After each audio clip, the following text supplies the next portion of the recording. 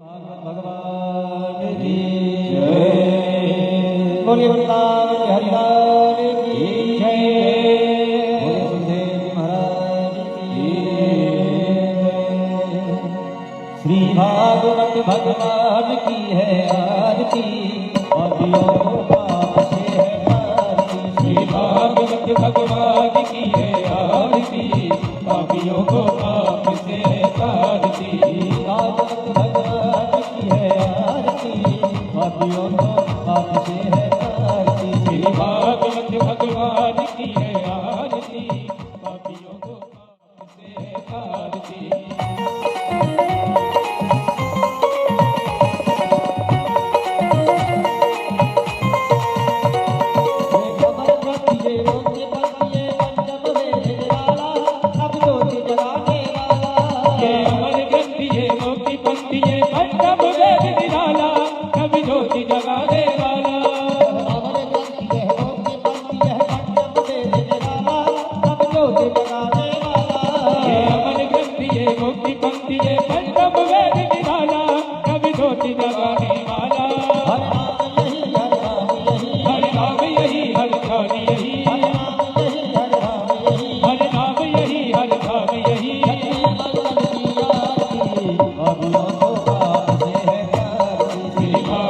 भगवान की है आरती, पापियों को पाप से है तारती।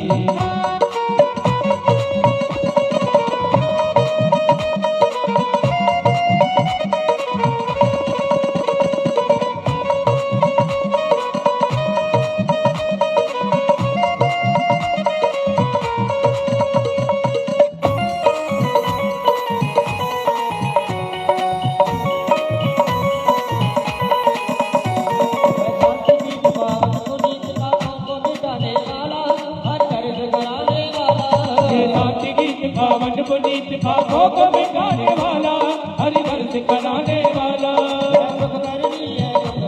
ये दुख करनी ये दुख हरनी, ये दुख करनी ये दुख हरनी।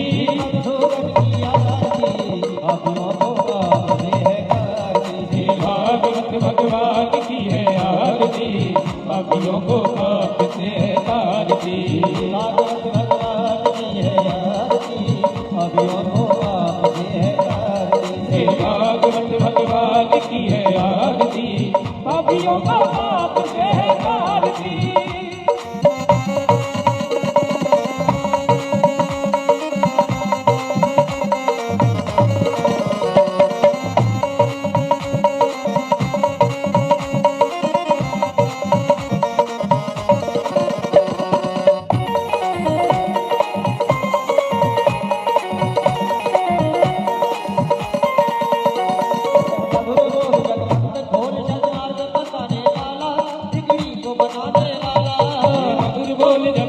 बोल धनवार बताने वाला, बिगड़ी को बनाने वाला।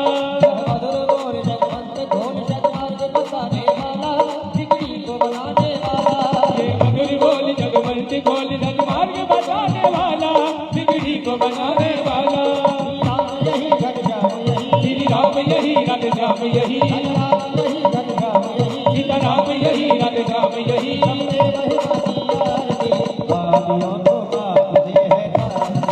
भागवत भगवान की है आरती, पापियों को पाप से है तारती।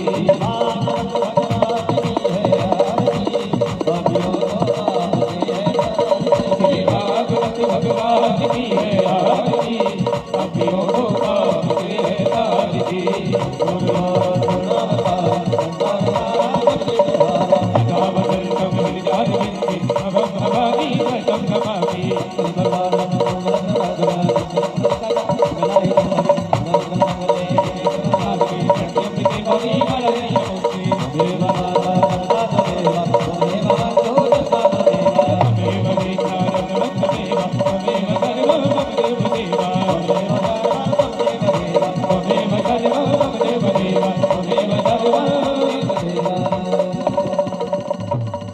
भागवत सेवा समिति ब्लॉसम पार्क करोदरा आप सभी भक्तों का हार्दिक स्वागत करती है। और आज की जो कथाएं वो भी बहुत ही अद्भुत कथाएं हैं। अलौकिक कथाएं हैं। राधे श्री राधे।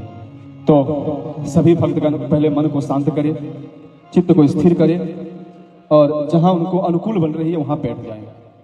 श्री राधे। वातावरण राधे शांति की ओर बढ़ेगी तो कथा श्रवण करने में मन लगेगा। हमारी पूरी प्यास होनी चाहिए कि हमारी तरफ से कथा में किसी प्रकार का विघ्न उत्पन्न ना हो। तो सभी भक्त बैठे, एक बार जयकारा लगाए, फिर देवी जी से आग्रह करेंगे कि प्रतिदिन की भांति आज भी अपने मधुर वाणी में हम सभी भक्तों को कथा रसपान कराएगी। एक बार बैठे आराम से।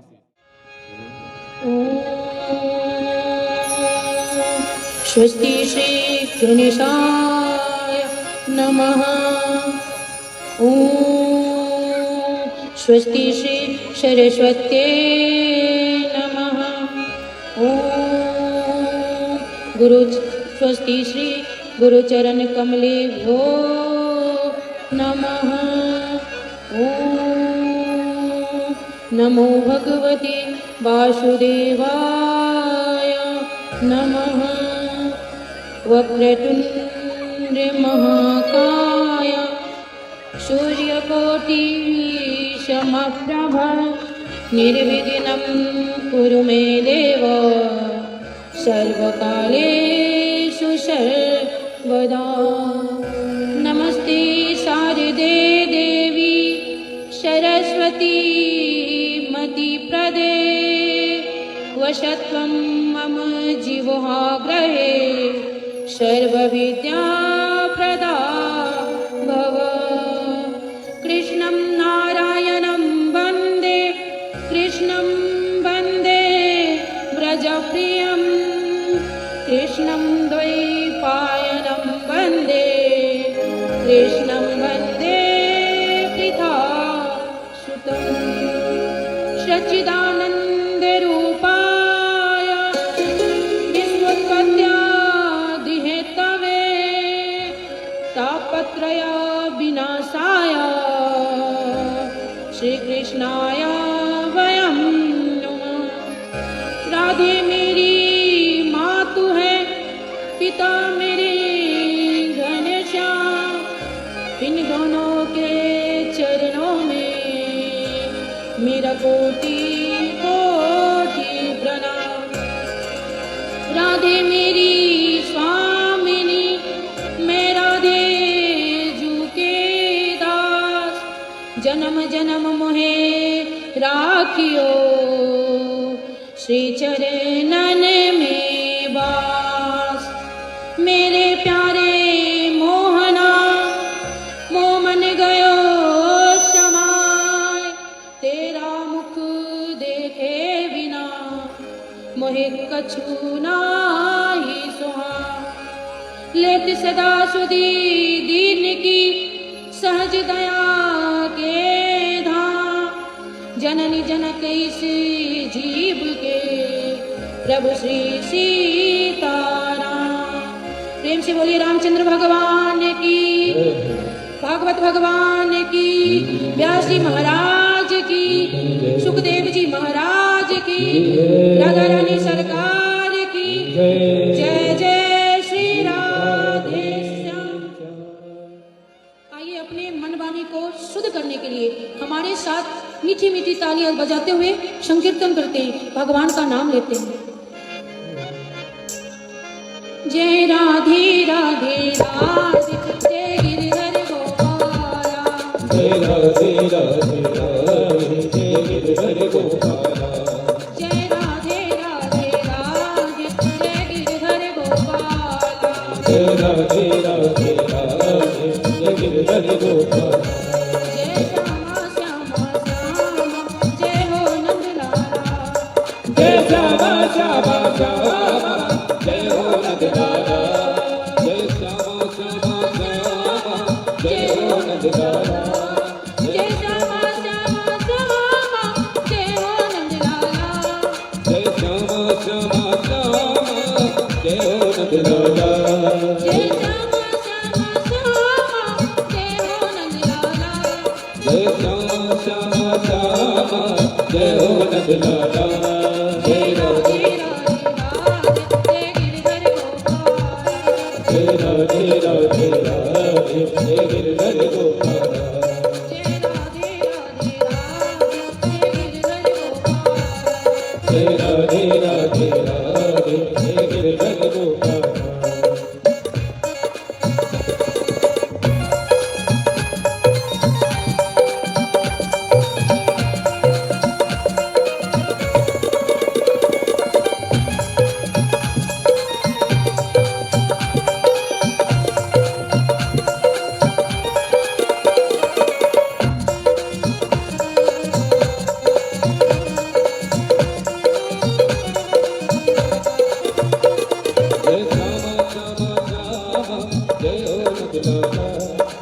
श्यामा श्यामा श्यामा जय हो नथुराजा जय श्यामा श्यामा श्यामा जय हो नथुराजा जय श्यामा श्यामा श्यामा जय हो नथुराजा जय राधे राधे राधे राधे राधे जय गोपाल जय राधे राधे राधे जय गिरिवर गोपाल भज राधे गोविंद भज राधे गोविंद भज राधे गोविंद भज राधे गोविंद भज राधे गोविंद भज राधे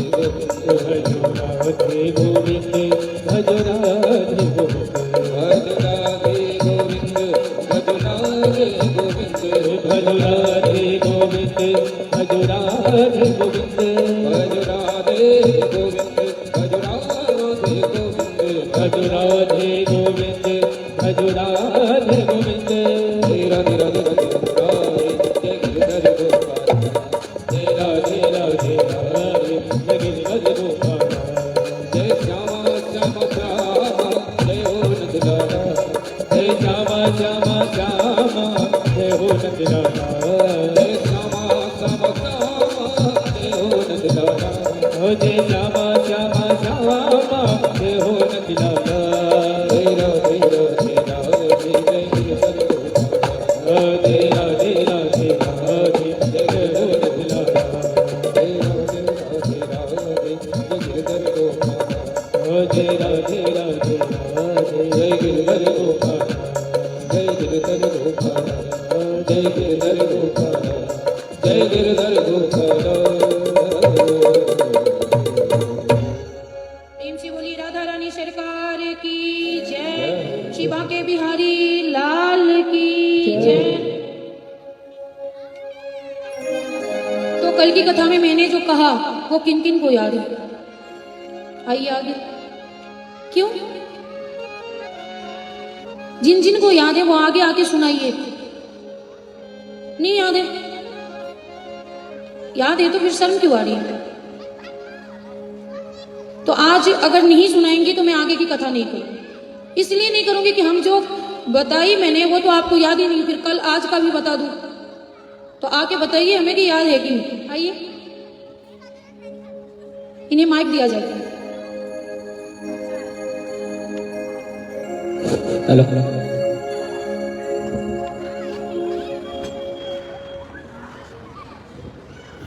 जय श्री राधे राधे।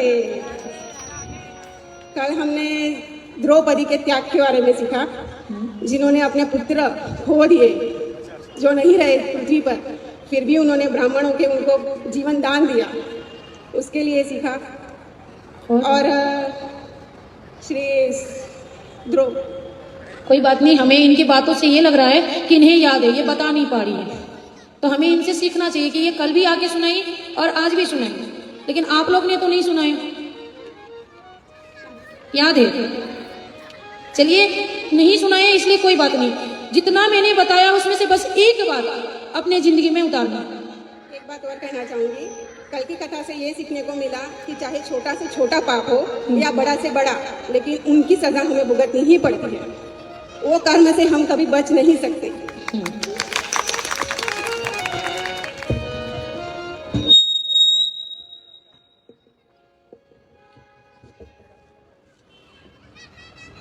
तो कल की कथा में मैं बता रही थी कि कलयुग की आयु कितनी है, बता रही थी ना। तो कलयुग की आयु है 4,32,000 और अभी बीता कितना है? सिर्फ 5,000 वर्ष। अभी पूरी कलयुग बाकी है, सिर्फ 5,000 वर्ष बीता है। तो इतने पाप हो रहे, सोचो अंत होगा तो कैसा होगा। अगर उस अंत से बचना है तो हमें भगवान को पकड़ना होगा। मैंने कल ये भी बताया कि अगर हम पाप नहीं करेंगे तो भगवान कलिक रूप में आकर हमारा श्रृंगार नहीं करेंगे। नहीं, मैं वैसा ही कर्म करूंगी तो हमें कोई बचा नहीं सकता। और ये भी हम जानते हैं कि ये जो मनुष्य योनि है वो 84 लाख योनि के चक्कर काटने के बाद ये मनुष्य योनि मिलती है। तो आप लोग के मन में ये सवाल होगा कि 84 लाख योनि है क्या? है ना कि ये 84 लाख योनि में क्या सब आता है? तो 84 लाख योनि में 4 प्रकार से जीव जन्म लेते हैं। जरायुज, अंडज, श्वेतज और उद्भज। ये 4 प्रकार से जन्म होते हैं जीव को। ये जरायुज जो माता के गर्भ से उत्पन्न होता है या जन्म लेता है, वो जरायुज हुआ। चाहे इसमें गौ माता भी आ गई, सारे जो माँ के गर्भ से जन्म लिया। इसके बाद अंडा से उत्पन्न होने वाले को अंडज कहा जाता है। श्वेतज मल मूत्र, ये नाली में कीड़े वीरे जो होते हैं ना, ये सब हो गया श्वेतज। जो पसीने से उत्पन्न हो, मल मूत्र से उत्पन्न हो, ये हो गया श्वेतज। और उद्भव जो हुआ वो पृथ्वी से जो उत्पन्न होता है, जैसे पेड़ पौधे, गेहूं, धान, दाल वाल जितने होते हैं, ये उद्भज हो गया। अब 84 लाख योनि में जीव कौन कौन से? ये तो 4 प्रकार हुआ धरती पे आने की, कि ये चारों प्रकार से धरती पे जीव आते हैं। पानी में जो जीव जंतु होते हैं वो होते हैं 9 लाख। काउंट कीजिएगा, पानी में जितने जीव जंतु हुए, मछली, कीड़े मकोड़े, सब 9 लाख। पेड़ पौधे 20 लाख, कीड़े मकोड़े 11 लाख, पक्षी 10 लाख, पशु 30 लाख और देवता मनुष्य आदि लगा के 4 लाख। सारे योनि कितने हो गए? 84 लाख। 84 लाख में हम पेड़ पौधे जीव जंतु सब बन गए, पर इस सब में हमें ये ज्ञान नहीं कि हम भजन कीर्तन करें। हमें मनुष्य योनि में ही ये भान होता है कि हमें भजन कीर्तन करना है, लेकिन इस योनि को भी हम पशु पक्षी की तरह व्यतीत कर देते हैं ना। किसी को अपना दिनचर्या है कि मैं 1 घंटे भगवान के लिए निकालती हूँ, बस आप ही। अच्छा भैया ये चलिए इन दोनों के लिए एक मीठी सी ताली बजा दीजिए कि 2 जन हैं जो अपने भगवान के लिए, अपने ठाकुर जी के लिए समय निकालते हैं, और बाकी के पास टिफिन बनाने के बाद सीरियल देखने से फुर्सत नहीं मिलती। 3-4 सीरियल आती है टीवी पे रोज। जिस दिन शनिवार और रविवार होती है ना, उस दिन इन लोगों को मन नहीं लगता। अब मन क्यों नहीं लगता? कब सोमवार आएगा जो हम देखेंगे कि आगे अनुपमा के साथ क्या हुआ। हमें बस एक ही सीरियल पता है, इसलिए मैं बार बार अनुपमा बोलती हूँ। तो वो तो आता जाता रहेगा। अगर हम एक कैमरा वाले को बुला ले घर में, तो एक फिल्म हमारे घर का भी बन जाएगा। बनेगा कि नहीं बनेगा? वही करती है, सुबह उठ के खाना पकाती है, दिन भर लड़ाई करती है, इसके अलावा कुछ नहीं होता। हमारी जिम्मेदारी है कि भगवान ने ये 84 के चक्कर काटने के बाद मनुष्य योनि दिया है ताकि पुनः हमें 84 नहीं काटना पड़े। लेकिन हम लोग क्या करते हैं? वही करते हैं, पुनः से 84 काटने का काम। आगे फिर वही करना है हम लोग को। तो कल से कौन कौन समय निकालेगा थोड़ा नाम लेने के लिए? अभी भी जनसंख्या कम है। एक छोटी सी कथा बताती हूँ। आज जो सुनाने के लिए आई थी ना, उन्होंने हमसे, मैं सुबह आई थी धूप सेकने के लिए, थोड़ी तबीयत अस्वस्थ था तो नीचे आई तो उन्होंने बताया कि देखिए मैं सबको बताती हूँ कि आप नाम लो राधा जी का, पर कोई नहीं लेता, पर आप बताएंगी ना तो वो सब लेगा। तो सोचो इनकी मन की जिज्ञासा किसी। तो मैं एक छोटी सी कथा बताती हूँ। एक मनुष्य था जिसकी पत्नी से अतिशय प्रेम था। किसी कारण बस, वो तो सारे मनुष्य को पति पत्नी या बच्चे में मोह है, प्रेम तो है। तो उसकी पत्नी बीमार रहती थी। एक दिन वो मर गई। जब वो मर गई ना, वो बेचारा बहुत रोता था अपनी पत्नी के लिए। उसकी पत्नी के नाम था किशोरी। पूरे दिन में 10 बार वो रोता था, समय मिलता नहीं, उसे मन नहीं लगता। जब से उसकी पत्नी मर गई, कोनी में जा जाकर रोता था, हाँ किशोरी, हाँ किशोरी, हाँ किशोरी, तेरे बिना जिया ना जाए। इतना रोता था, इतना प्रेम था। एक दिन उसे मन नहीं लग रहा था, सभी लोग वृंदावन जा रहे थे। वो सोचा, ये सोच के नहीं गया कि मुझे ठाकुर जी का दर्शन करना है। वो निकल गया उस झुंड में, सभी लोग जा रहे थे, ये भी गया और रो रहा था। जब भी समय थोड़ा भी मिला तो ये बस पत्नी को याद कर करके रो रहा था कि हाँ किशोरी, तेरे बिना जिया ना जाए। सभी अब वृंदावन पहुंचे, सभी अपने ठाकुर जी के दर्शन के लिए गए। कि इसे तो इच्छा थी नहीं दर्शन करने की, ये तो यूं ही चला गया था। एक कोने में खड़ा होकर के फिर रोने लगा वो, हाँ किशोरी, तेरे बिना जिया ना जाए। अब ये बात राधा रानी को पता चला, सुनाई दिया। बोला कि जा ललिता, कोई मुझे याद कर रहा है। उसे लिया। कहा ललिता ने कि देखिए महारानी, वो आपको याद नहीं कर रहा, वो अपनी पत्नी को याद कर रहा है। कहा देख ललिता, पहला नाम किसका है किशोरी? ये मेरा नाम है पहला, और मेरे नाम से किसी ने अपने नाम को रखा तो वो हम नहीं जानते, पहला नाम मेरा तो अधिकार भी मेरा हुआ, जाओ और उसे लेके आओ। ललिता आती है, ये रोता रहता है, हाँ किशोरी तेरे बिना जिया ना जाए। ललिता कहती है कि चलिए महारानी जू बुला रही है। वो जाता है और देख जाते ही जब उसने नयन खोला तो साक्षात महारानी जू का दर्शन हुआ, राधा रानी का दर्शन हुआ। सोचो कि पत्नी का नाम, विरह में प्रीत किसका है, किसकी याद आ रही, पत्नी की, लेकिन तो भी राधा रानी ने उसे स्वीकारा कि ये नाम मेरा है। तो अगर हम पत्नी का नाम ले सकते हैं, लेकर के राधा रानी को प्राप्त कर सकते हैं, तो दिन में अगर 2-3 बार राधा राधा राधा राधा करेंगे, क्या जाता है, कुछ जाता है हमारा, ना पैसे लगती है ना समय लगता है, काम करती रहिए, राधा राधा करती रहिए। आइए छोटा सा राधा रानी का भजन करते हैं, ये कथा की ओर चलिए। और तीनों लोकन से न्यारी राधा रानी हमारी, तीनों लोकन से न्यारी राधा रानी हमारी, रानी हमारी महारानी हमारी, रानी हमारी महारानी हमारी, रानी हमारी महारानी हमारी, रानी हमारी महारानी हमारी, तीनों लोकन से न्यारी राधा रानी हमारी, तीनों लोकन से न्यारी राधा रानी हमारी।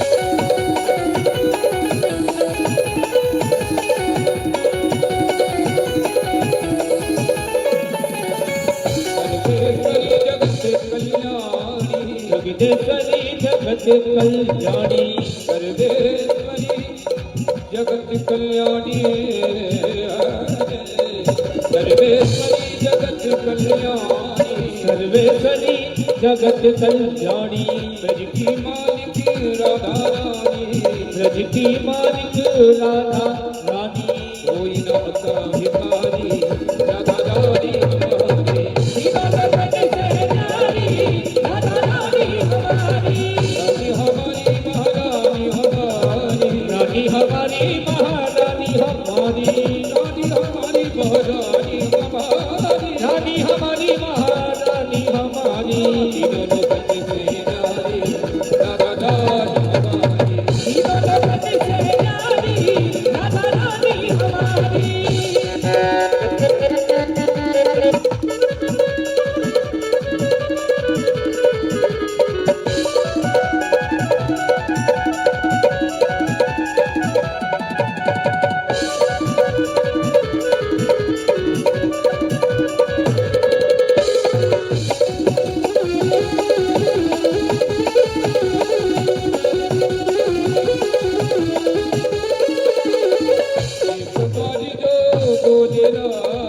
एक बारी जो बोले राधा जन्म मरण की मिट जाए बाधा जन्म मरण की मिट जाए व्याधा जन्म मरण की कट जाए बाधा जन्म मरण की कट जाए व्याधा और चरण बलिहारी राधा रानी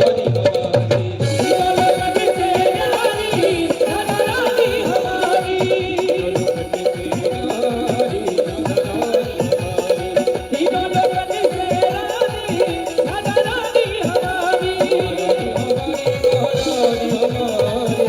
हमारी चतुरानी हमारी रानी हमारी चतुरानी हमारी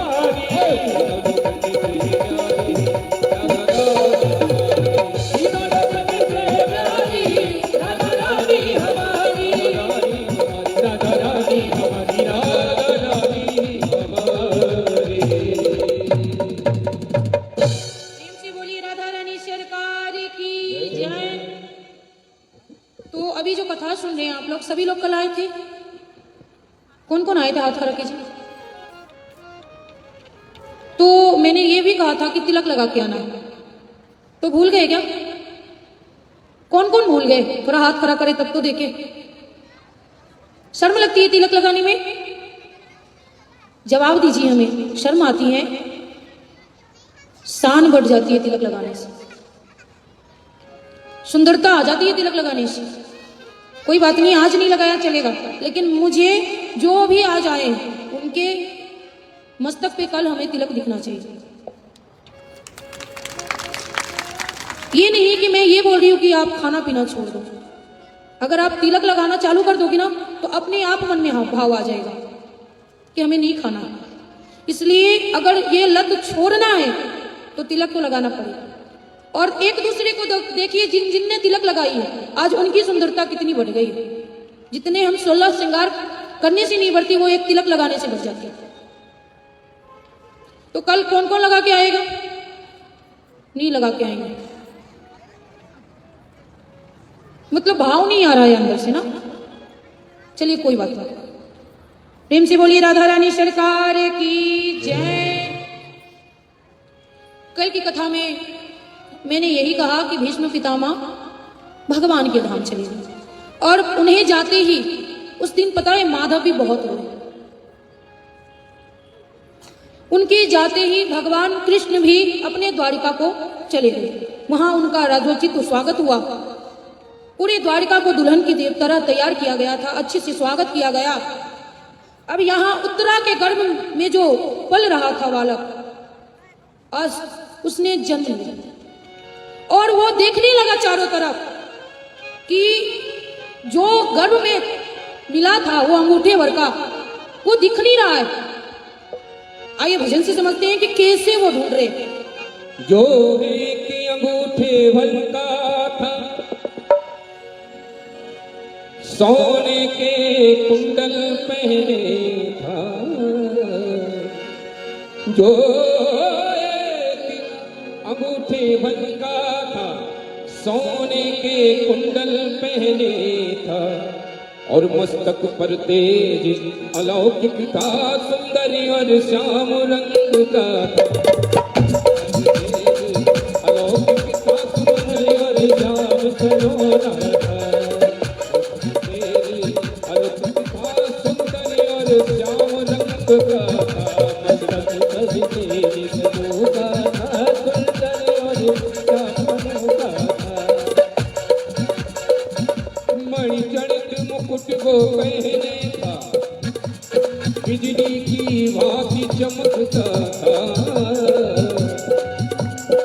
मणिगणित मुकुट वो पहने था, बिजली की भांति चमकता था।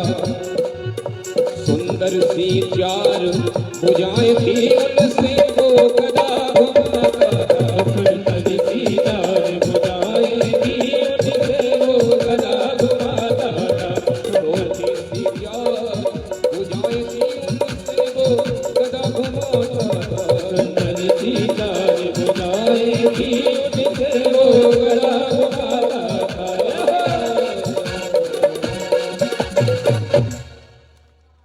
तो जब वो बालक जन्म लिया तो चारों तरफ देख रहा है कि जो रक्षा कर रहा था अंगूठे भर का, गदा घुमा रहा था, वो दिख नहीं रहा है। अब यहाँ जब उन्होंने जन्म लिया तो सभी लोग बहुत प्रसन्न हैं। संत को बुलाया गया। अभी हमारे घर में जब बालक या बालिका होती है तो हम बुलाते हैं कि इसका भाग्य रेखा देखो, इसका नाम कौन सा नाम रखूं, बुलाकर पूछते हैं। अर्जुन ने संत को बुलाया और कहा कि देखो इसकी किस नक्षत्र में ये पैदा हुआ है, इसका भाग्य कैसा है। संत कहते हैं कि सब कुछ तो अच्छा है इसका, ये पूरे भारतवर्ष पे राज करेगा। लेकिन अब लेकिन जो कह दिए, अगर कोई कहने लगे लेकिन आ जाए बीच में, तो समझ लेना चाहिए कि कोई बड़ी गड़बड़ी, तभी लेकिन आया। अर्जुन पूछने लगते कि क्या लेकिन, कुछ गलत तो नहीं है ना। कहा नहीं, बस इसे ब्राह्मण के श्राप से मृत्यु। सभी बहुत दुखी हो जाते हैं कि ये ऐसा कौन सा पाप करेगा, कैसा अपमान करेगा ये ब्राह्मण का, जो ब्राह्मण इन्हें श्राप देंगे, इसे श्राप देंगे। वो दुखी हो जाते हैं। लेकिन संत जो थे वो उन्हें समझाया, ब्राह्मण ने, कि आप दुखी मत होइए, ये तो इसका भाग्य है कि ये ब्राह्मण के श्राप से इसको मृत्यु होगी। अब उसका नामकरण संस्कार हुआ और नाम पड़ा परीक्षित। परीक्षित नाम पड़ा। उसे कुछ दिन में ही पांडवों ने अपना राज्य पाठ दे करके और स्वर्गारोहण के लिए चले जाते हैं। अब ये राजा बन जाता है। छोटी सी उम्र में इसने पूरे भारतवर्ष को जीत लिया। एक राजा की पुत्री से ये विवाह करते हैं, उनसे 3-4 संतान होती है। एक दिन ये दिग्विजय के लिए निकलते हैं, देखने के लिए। दिग्विजय करके आ रहे थे तो उन्होंने देखा कि एक बैल और एक गाय, और चलाने वाला जो था वो राजा के वेश में काला सा आदमी है कोई, और बैल और गाय को बिरहनी से पीट रहा है। अब उनके राज्य में कोई ऐसा पशु के साथ करे, उन्हें सहन नहीं था। वो तुरंत ही अपने म्यान से तलवार निकाला और कहा, गर्दन पे रख दी। बोला, तुम कौन हो? कहा, वो राजा जो था काला सा, उसने कहा कि देखो आपका युग गया, अब मेरा युग आया, मेरा नाम है कलयुग।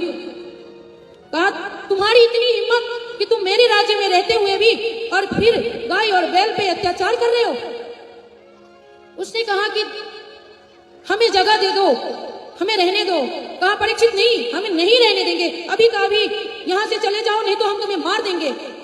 कलयुग पैर पकड़ लेता है, कहता कि हमें शरण में रहने दो। और जब पांडव जा रहे थे स्वर्गारोहण के लिए, तब परीक्षित को सिखा करके गए थे कि कोई भी शरण में आए उस शरणागत को कभी ठुकराना मत। ये बात उनके याद में था कि पितामह हमें बता के गए हैं, पितामह अर्थात दादा हमें बता के गए हैं कि हमें शरणागत को नहीं भगाना चाहिए। कहा कि देखो, जब तक मैं राज्य कर रहा हूं तब तक तू मेरे राज्य में मत रह। कहा, देखिए मैं ऐसा मान लेता, लेकिन हर जगह तो आपका ही राज्य है, मैं कहां जाऊं? ऐसा कोई स्थान दे दो हमें जहां मैं रह जाऊं। कहा, कोई बात नहीं, दे देता हूं। कहा, वहां तुम रहना जहां मदिरापान होता है, जहां मदिरापान होता है, जहां पशु को काटा जाता है, जहां पराई स्त्री का संग किया जाता है। और बताइए, और याद है किसी को कि कहां रख? बोला, खड़ी हुई। सोना तो उन्होंने 5 माह लास्ट दिया था, याद है ही नहीं। इनके लिए ताली हो जाएगी। जहां जुआ खेला जाता हो, ये 4 स्थान दिया उन्हें, 4 स्थान दिया। जहां मदिरा पान किया जाता है। मैंने उस दिन भी छोटी सी कहानी बताई थी कि ब्राह्मण को अंग्रेज ने क्या कहा कि ये चारों चीज लो नहीं तो हम तुम्हें मार देंगे। बंदूक रखा सिर पे कि अगर इस चारों में से कोई चीज नहीं लोगे तो हम मार देंगे। चार चीज क्या था? जुआ भी खेलने के लिए रखा गया था, मदिरा पान, स्त्री का संग और सोना भी रखा गया, सब कुछ था। उसने नहीं लिया कि मुझे नहीं लेना, कहा अगर नहीं लेंगे, हमारा धर्म कहता है नहीं लेने के लिए, अगर नहीं लेंगे तो हमें ये मार देगा। और शराब को देखकर उसने यही सोचा कि ये पानी है, इसे हम पी लेंगे, बात खत्म। जैसे ही उसने पिया तो उसी स्त्री का संग करने का भी इच्छा हुआ, जुआ खेलने का, पशु मारने का, सारी इच्छा हो गई। तो सारी की जड़ कौन है? मदिरा पान। तो उन्होंने जब मदिरा पान दिया तो कहा ठीक है ये भी सही है। मदिरा पान करते ही लोक में एक चीज आ जाता है, क्या आता है? अहंकार। और जहां अहंकार होता है ना वहां भगवान नहीं होते, वहां कलयुग होते। जहां जुआ खेला जाता है वहां क्या करते हैं लोग? झूठ बोलते हैं। और जहां असत्य है वहां भी भगवान नहीं रहते, वहां कलयुग होता है। जहां पशु को मारा जाता है वहां दया नहीं होती, निर्दयता होती है, वहां भी भगवान नहीं होते, कलयुग होते।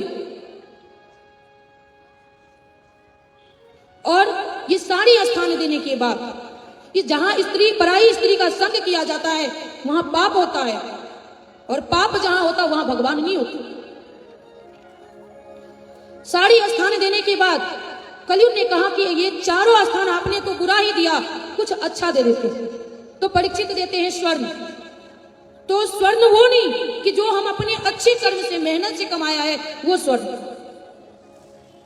जो हम किसी के यहाँ चोरी करके उसके हक का छीन करके लाते हैं, जो घूस वाला धन होता है वो सब का जो स्वर्ण लेते हैं, उसमें कलयुग की बात है। और अभी ये कलयुग चल रही है, घोर कलयुग है। अगर इस कलयुग में भी ये चार काम हम ना करें तो हम पे कलयुग हावी नहीं होगा। अगर हम मदिरा पान ना करें, हम पशु को मार कर ना खाए, हम स्त्री का संग ना करें, हम जुआ ना खेलें, तो लोग अभी भी हमें पता चलती है कि बरेली में कोई स्थान है जहां आज भी सूरत से लोग जा जा करके खेलते हैं। बरेली में कहो हम, मैंने झूठ कहा, नहीं खेला जाता है जुआ। और जो बरेली नहीं जा पाते वो मोबाइल में खेलते हैं जुआ। और इतनी बुरी आदत होती है किसी चीज की, वो जल्दी छूटती नहीं, जब तक सत्यानाश ना कर दे तब तक नहीं छूटती। स्वर्ण को उन्होंने दे दिया। देने के बाद परीक्षित ने ये कहा कि मेरे जाने के बाद तुम हावी होना किसी चीज। वो चले जाते हैं, अपने महल आते हैं, भोजन किया और सो गए। सुबह उन्होंने सेना को कहा, अपने दास को कहा कि मुझे मुकुट दो। और आज वो वही मुकुट पहने हैं जो जरासंध को मारकर उनके पितामह भीम ने वो मुकुट लाया था। वो मुकुट पहनते ही आज उनके मन में क्या हुआ कि हम शिकार खेलने जाएंगे। और शिकार खेलना भी एक पाप है। कई बार लोग क्या कहते हैं, मैं समझाती हूँ ना, तो कई बार लोग हमसे ये सवाल करते हैं कि अगर हम मछली नहीं खाएंगे या फिर ये मुर्गा नहीं खाएंगे तो वो हमें खा जाएगा। ऐसा कहाँ है कि हम उसे नहीं खाएंगे वो हमें खा जाए? जबरदस्ती दवाई देकर आप पैदा करवाते हो। इतनी मांग हो गई है कि सुई लगवा करके अंडा आता है और वो हम खाते हैं। मछली में इतनी प्रकार की दवाइयां दी जाती है, क्योंकि बिहार में सबसे ज्यादा मत्स्य पालन होता है, मछली का पालन सबसे ज्यादा बिहार में है। और वहां देखते हैं कि दवाई देते हैं मछुआरे, तब वो मछली बड़ी होती है और हम खाते हैं और कहते क्या है कि अगर हम उसे नहीं खाएंगे तो वो हमें खा जाएंगे। एक बहाना है खाने का। जैसे ही उन्होंने मुकुट पहना, उनके मन में यह आ गया कि हम आज शिकार खेलने जाएंगे। वन की ओर गए शिकार खेलने के लिए। देर हो गई थी, प्यास लग गई उन्हें। सामने दिखा आश्रम है, वो गए पानी मांगने के लिए। और उनके मन में अहंकार भी आ गया कि मैं राजा हूं। और जैसे ही अहंकार आएगा तो रावण के जैसे सत्यानाश उसका करने के लिए रामचंद्र भगवान स्वयं आ जाएंगे। उनके मन में अहंकार आया कि मैं राजा हूं। उन्होंने उनसे पानी मांगा कि मुझे पानी दो। बार बार उन्होंने समीक ऋषि से यही कहा कि हमें पानी दो। वो लीन थे अपने तपस्या में, उन्होंने पानी नहीं दिया। इस बात से परीक्षित को क्रोध आया। देखो, वो मुकुट पहनते ही अहंकार आया, क्रोध आया, सब आया। क्रोध आया उसे कि मैं राजा हूं, पूरे भारतवर्ष का राजा हूं, और इसकी इतनी दुस्साहस कि इसने मुझे पानी नहीं दिया। सामने पड़ा, देखा उसने एक सांप मरा हुआ पड़ा है, अपने धनुष के नोक पे, बाण की नोक पे उसने उठाया और समिक ऋषि के गले में डाल दिया। और वहां 2-4 शिष्य ने देखा कि मेरे गुरु को अपमान किया है राजा ने। श्रृंगी ऋषि उनके पुत्र थे, स्नान कर रहे थे नदी में, गए उनके शिष्य और कहा कि देखो आपके पिताश्री को एक राजा ने अपमान किया है, मरा हुआ सांप गले में लपेट दिया है। उसी समय आंजलि में जल लिया और कहा कि जिस राजा ने ऐसा किया है उसे आज से 7वें दिन तक्षक का डसने से मृत्यु हो जाएगी। ये बात पता चली समिक ऋषि। समिक ऋषि ने बहुत समझाया अपने पुत्र को कि तूने अन्याय कर दिया पुत्र, आज वो है तो मैं सुरक्षित हूं, हम लोग सुरक्षित हैं, नहीं तो बाहर के लुटेरे आके हमें लूट लेंगे। क्योंकि आज जो हम अपने घर में 2 रोटी खा रहे हैं ना, आज पाकिस्तान के बॉर्डर पे हमारे सेना रक्षा कर रहे, तभी मैं शांति से हम लोग 2 रोटी खा रहे। अगर वो लोग ना रहे तो अभी पाकिस्तानी आके हम लोग को लूट ले।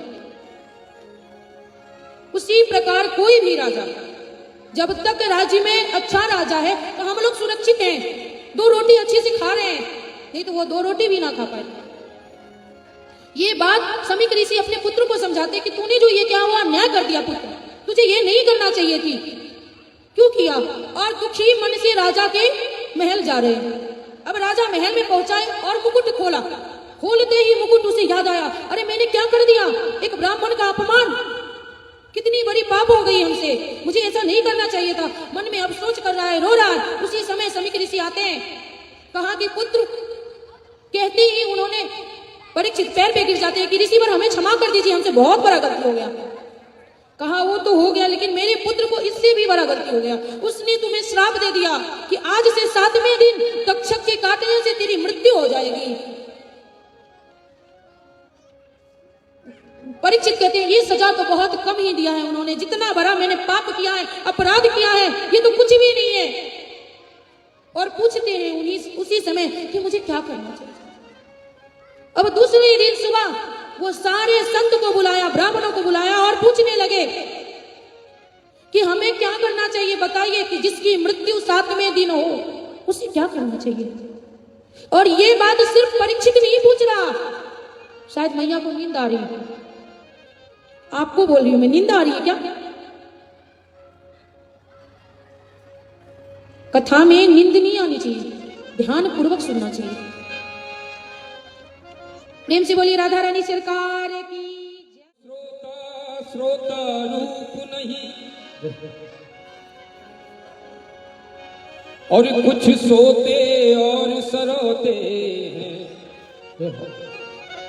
कि सब श्रोता श्रोता रूप नहीं, कुछ सोते और सरोते हैं, और इसलिए कथा सुनने पर भी फल नहीं ये किसे होते, ये कथा सुनने पर भी फल नहीं ये किसे होते, फल नहीं ये किसे होते, फल नहीं ये किसे होते। तब हम कथा भी सुना रहे हैं ना तो वो फल नहीं मिलेगा, क्योंकि नींद आ गई। जो सोया सो खोया, जो जागा सो पाया। अब वो सबसे पूछने लगते हैं कि जिसकी मृत्यु 7वें दिन है उसे क्या करना चाहिए। और ये बात सिर्फ परीक्षित नहीं पूछ रहे, ये बात हम लोग के लिए भी है, क्योंकि हमें भी इसी 7 दिन में मरना है। 8वां दिन नहीं आएगा, रविवार से शनिवार ही आएगा, पुनः रविवार नहीं आया। तो हमें भी यही सोचना चाहिए कि हमें क्या करना है। अगर 7 दिन के अंदर मैं मर जाऊं तो मुझे क्या करना चाहिए, मन में ये लालसा होना चाहिए। और जैसे गांव जाने की तैयारी करते हैं ना, वैसे ही प्रतिदिन हमें भगवान के पास जाने की तैयारी करनी चाहिए। वो तो हम नहीं करते, हम तो ये सोचते हैं अरे आज नहीं खाया पनीर की सब्जी तो कल खा लेंगे। ये नहीं सोचना कल नहीं आएगा, क्या पता हम ये रात्रि कल सुबह ना देख पाए। और जिसकी बाल पक जाती है, तो जिस प्रकार गेहूं पक जाती है खेत में, तो किसान को ये टेंशन रहता है कि जल्दी से काट करके घर में ले आए। तो बुजुर्ग महिलाओं के लिए तो यही है, जो माँ बूढ़ी हो चुकी है, तो उनकी बाल पक चुकी है, तो उन्हें तो और तैयारी करनी चाहिए कि भाई भगवान सोचते होंगे कि अनाज पक चुका है, अभी खेत में लाना, जो घर में लाना जरूरी है। हम जैसे गांव जाते हैं तो गांव जाने से पहले जाने की टिकट नहीं बनाते, आने का टिकट बनाते कि सूरज कब आएंगे, बनाते हैं ना कि कहीं देर ना हो जाए। उसी प्रकार जिस दिन हम लोग जन्म लिए उसी दिन भगवान ने लिख दिया लिख डाला उन्होंने कि कब हमें वापस आना। तो इस प्रकार से हमारी तैयारी होनी चाहिए कि बैग पैक करनी चाहिए कि भाई हमें जाना है। हम अच्छा कर्म करेंगे तो कोई नाम लेगा, नहीं तो बाद में गाली ही देगा। और जिसके लिए हम मरते हैं वो कुछ नहीं करेगा। कल भी मैं बोली थी कि ये जो पृथ्वी का प्रेम है ना, वो डिप्रेशन के अलावा कुछ नहीं देने वाला। वास्तव में ये खुशी कभी नहीं दे सकता। और ये बात परीक्षित सबसे पूछने लगते पर कोई बता नहीं पाते हैं। सारे संत ऋषि वर बैठे हैं। उसी समय सुखदेव जी का आगमन होता है। ऋषि वर जटा बिछा देते हैं उनके स्वागत के लिए कि सुखदेव जी आए। सभी लोग खड़े होके उनका स्वागत करने लगते हैं। तत्रोद्भवत भगवान व्यासपुत्रो, तत्रोद्भवत भगवान व्यासपुत्रो, अदक्षयागा मठमानपेचा, अदक्षयागा मठमानपेचा, अलाक्षिनिको निधिलाभतुषो, अलाक्षिनिको निधिलाभतुषो, प्रत्यक्ष बालैरवदूत वेदा, प्रत्यक्ष बालैरवदूत वेदा, तत्रोद्भवत भगवान, तत्रोद्भवत भगवान, तत्रोद्भवत भगवान। सभी उनका स्वागत करने लगते हैं। ऊंचे स्थान पे आसन दे करके परीक्षित चरण धोने लगते हैं, पुष्प से पूजा करते हैं, तिलक लगाते हैं। नीचे बैठकर पुनः वही सवाल करते हैं कि हमें बताइए गुरुवर की जिसकी मृत्यु 7 दिन में है उसे क्या करना चाहिए। अब सुखदेव जी बता रहे हैं कि जिसकी मृत्यु 7 दिन हो तो राजन उसे सबसे पहले आसन को जीतना चाहिए। आसन जीतना मतलब अभी कितने देर हम बैठ सकते हैं, वो आसन जीतना चाहिए। श्वास को जीतना चाहिए, संग को जीतना चाहिए।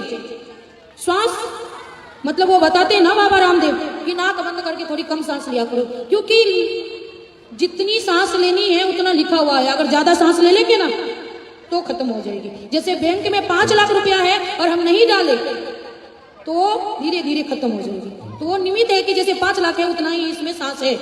किसी को दम्मे की बीमारी होती है, वो जल्दी क्यों मर जाती है? मर जाते हैं क्योंकि वो जल्दी जल्दी जल्दी जल्दी सांस लेते हैं, सांस कम हो जाती है। जो ज्यादा चीनी खा लेते हैं उसे शुगर की बीमारी हो जाती है, जो ज्यादा चावल खा लेते हैं उसे थायराइड हो जाता है। तो सारी चीज अगर कुछ भी एक्स्ट्रा करेंगे तो वो घातक। तो कह रहे हैं कि श्वास को जीतना चाहिए, कम से कम सांस। आसन पे बैठ करके श्वास को जीतना चाहिए। फिर संग को जीतना चाहिए। मैं अभी भी बताई हूं कि संग ये हम इस धरती पे हैं, इस पृथ्वी का नियम है कि हम संतान का उत्पत्ति करें, नहीं तो ये जो ब्रह्मा जी रची है सृष्टि वो खत्म हो जाएंगे, हम लोग ब्रह्मचारी हो जाएंगे। तो लेकिन 2 बच्चे हो जाए तो ब्रह्मचर्य का पालन करो, उसी का पालन पोषण करो और इतना ही प्रेम करो जितना हमारे घर में काम वाली बाई आती है ना, तो क्या हमारे बच्चे से लाड नहीं करती? करती है ना। उतना ही प्रेम करो, उससे चिपकाओ ना अपने आप से, क्योंकि उसका भी मोह बढ़ेगा और आप भी उसकी तरफ आकर्षित रहोगे। धीरे धीरे धीरे धीरे संग को जीतना चाहिए, संग को छोड़ना चाहिए और भगवान से लगाव लगानी चाहिए। लेकिन हम वो नहीं करते। अपना हो गया तो इसकी मुंडन कर लेते हैं, जिन्हें संस्कार कब होगा, इसकी बहू कब आ जाएगी। अब बहू आ गई तो कब, अगर 2 साल देरी हो जाए तो सास सर पे उठा लेती है घर को कि क्या हो गया, किसको ले आए, बच्चे नहीं हो रहे अभी। और घूमती है, 10 डॉक्टर के पास जाएगी, वो झराने फटवाने के वाले के पास भी लेके जाएगी, सबके पास लेके जाने लगती। ये मोह माया छोड़ो ना। पोता पोती हो गए, उसे खिला रहे, उसे लेके पार्क में बैठे, वो लोग खेल रहे, हम लोग देख रहे। अरे छोड़ो मोह माया और अपने जीवन में लगो। कल के दिन तुम मर जाओगे तो वही बच्चे बोलेंगे कि जल्दी से करो, देर क्यों लगा रहे हो। जो घर को तूने संजोगा है वो घर में भी क्षण भर नहीं रहने देंगे, घंटा भर भी बहुत है। अगर पत्नी होती है तो महीने 1.5 महीने या साल भर वो रोती है, धीरे धीरे बरसी आता है तो रोती है। हमारे इधर एक बात हुई थी, सुनने में आया था कि बहुत पैसे वाले थे, बेचारा मर गया, पत्नी बैठी थी और वो जो कान में ना बहुत मतलब ज्यादा वजनदार सोना कनौसी पहने थे, वो दादा जो थे। दादी पास में बैठ रही और रो रही है और कान को खींच रही है कि जा तो रहा है, ये भी लेके चला चला। सभी लोग देखेंगे, ये पब्लिक देखेंगे तो क्या सोचेंगे, उस बेचारी को घर के अंदर लेके गए, यही करते हैं पत्नियां और यही करते हैं पुत्र की कुछ अपना नहीं। 1 घंटे में वो बोलेंगे कि कितने देर हो गए। और अब जो संस्कार होता है ना, वो अग्नि मुख में लगाने के बाद बाकी लोग इंतजार करते हैं कि कब जल जाए, ताकि तब तक वो मोबाइल देखते। 4 दिनों की प्रीति जगत में 4 दिनों के नाते हैं, पलकों के पर्दे पड़ते ही सब नाते छूट जाते हैं। घर के स्वामी के जाते घर की शुद्धि कराते हैं, पिंड दान कर प्रेतात्मा से अपना पिंड छुड़ाते हैं। 4 दिनों की प्रीति जगत में 4 दिनों के नाते हैं। यही करते हैं। बल्कि अगर 12 दिन के श्राद्ध करते हैं ना, तो वो भी समाज के डर से करते हैं कि जिसके यहाँ हम भोज खा के आए ना, वो हमें करना है। और सिर्फ क्या बोलते हैं, हमारे इधर जवारी बोलते हैं, जवारी करवा देते हैं, क्योंकि हमने खाया तो लोग नाम लेंगे कि 4 गांव की जवारी करवा दिया उसके बेटे ने। और वो जो दान करते हैं, वो पीतल के बर्तन में वजन नहीं रहती। वो जो खाटले देते हैं, उस खाटले पे दोनों मियाँ बीवी बैठ जाए तो वो भी टूट जाए। इसके लिए मैं यही कहूंगी इस व्यासपीठ से कि अपने जीते जी अपना श्राद्ध भी करो, क्योंकि इस बेटे का वो भी भरोसा नहीं कि गाय दान करे या कुत्ते दान कर दे। अभी कुत्ते का मतलब ये नहीं कि रियलिटी की कुत्ते दान कर दे। अब ऐसा सरा हुआ गाय लाते हैं कि अगली साल वो मर जाए, दूध नहीं देती, वो गाय ब्राह्मण को दान करते हैं और वही गाय हमें मिलता है। तो क्यों ना अपने पैसे से अपने जीते जी अपना श्राद्ध कर ले। क्या भरोसा उस बेटे का, नहीं करते हैं कोई नहीं है इसमें। अपना सब छोड़ो और भगवान में मन लगा लो, तभी बेड़ा पार करने वाला है। लोग क्या करते हैं, अभी पैसे हैं जिनके पास, वो अभी हनीमून जाएंगे प्रत्येक साल, जब तक 5-6 साल की हो जाती है नए में, प्रत्येक साल हनीमून जाएंगे घूमने के लिए। इसके बाद क्या बोलते हैं, थिएटर में जाके फिल्म देखेंगे। अरे उसी समय जब बच्ची नहीं है, उलझन नहीं है, वृंदावन चले जाओ ना, धर्म कर लो ना।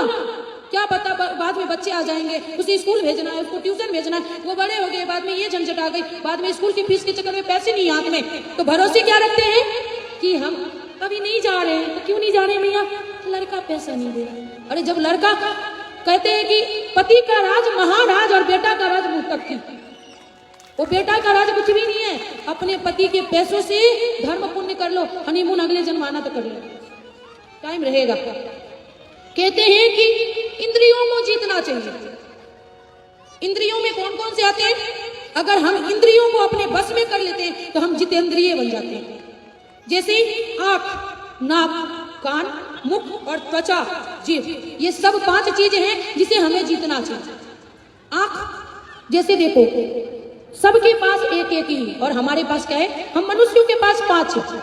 जैसे अभी देखते होंगे कीड़ा, अभी बरसात नहीं है, बरसात में दिखता है, उसे लाइट से प्रेम रहता है, वो जाती है, देखने में उसे अच्छा लगता है, लाइट पे जाती है, और सुबह देखोगे कि सारे कीड़ा मर गए।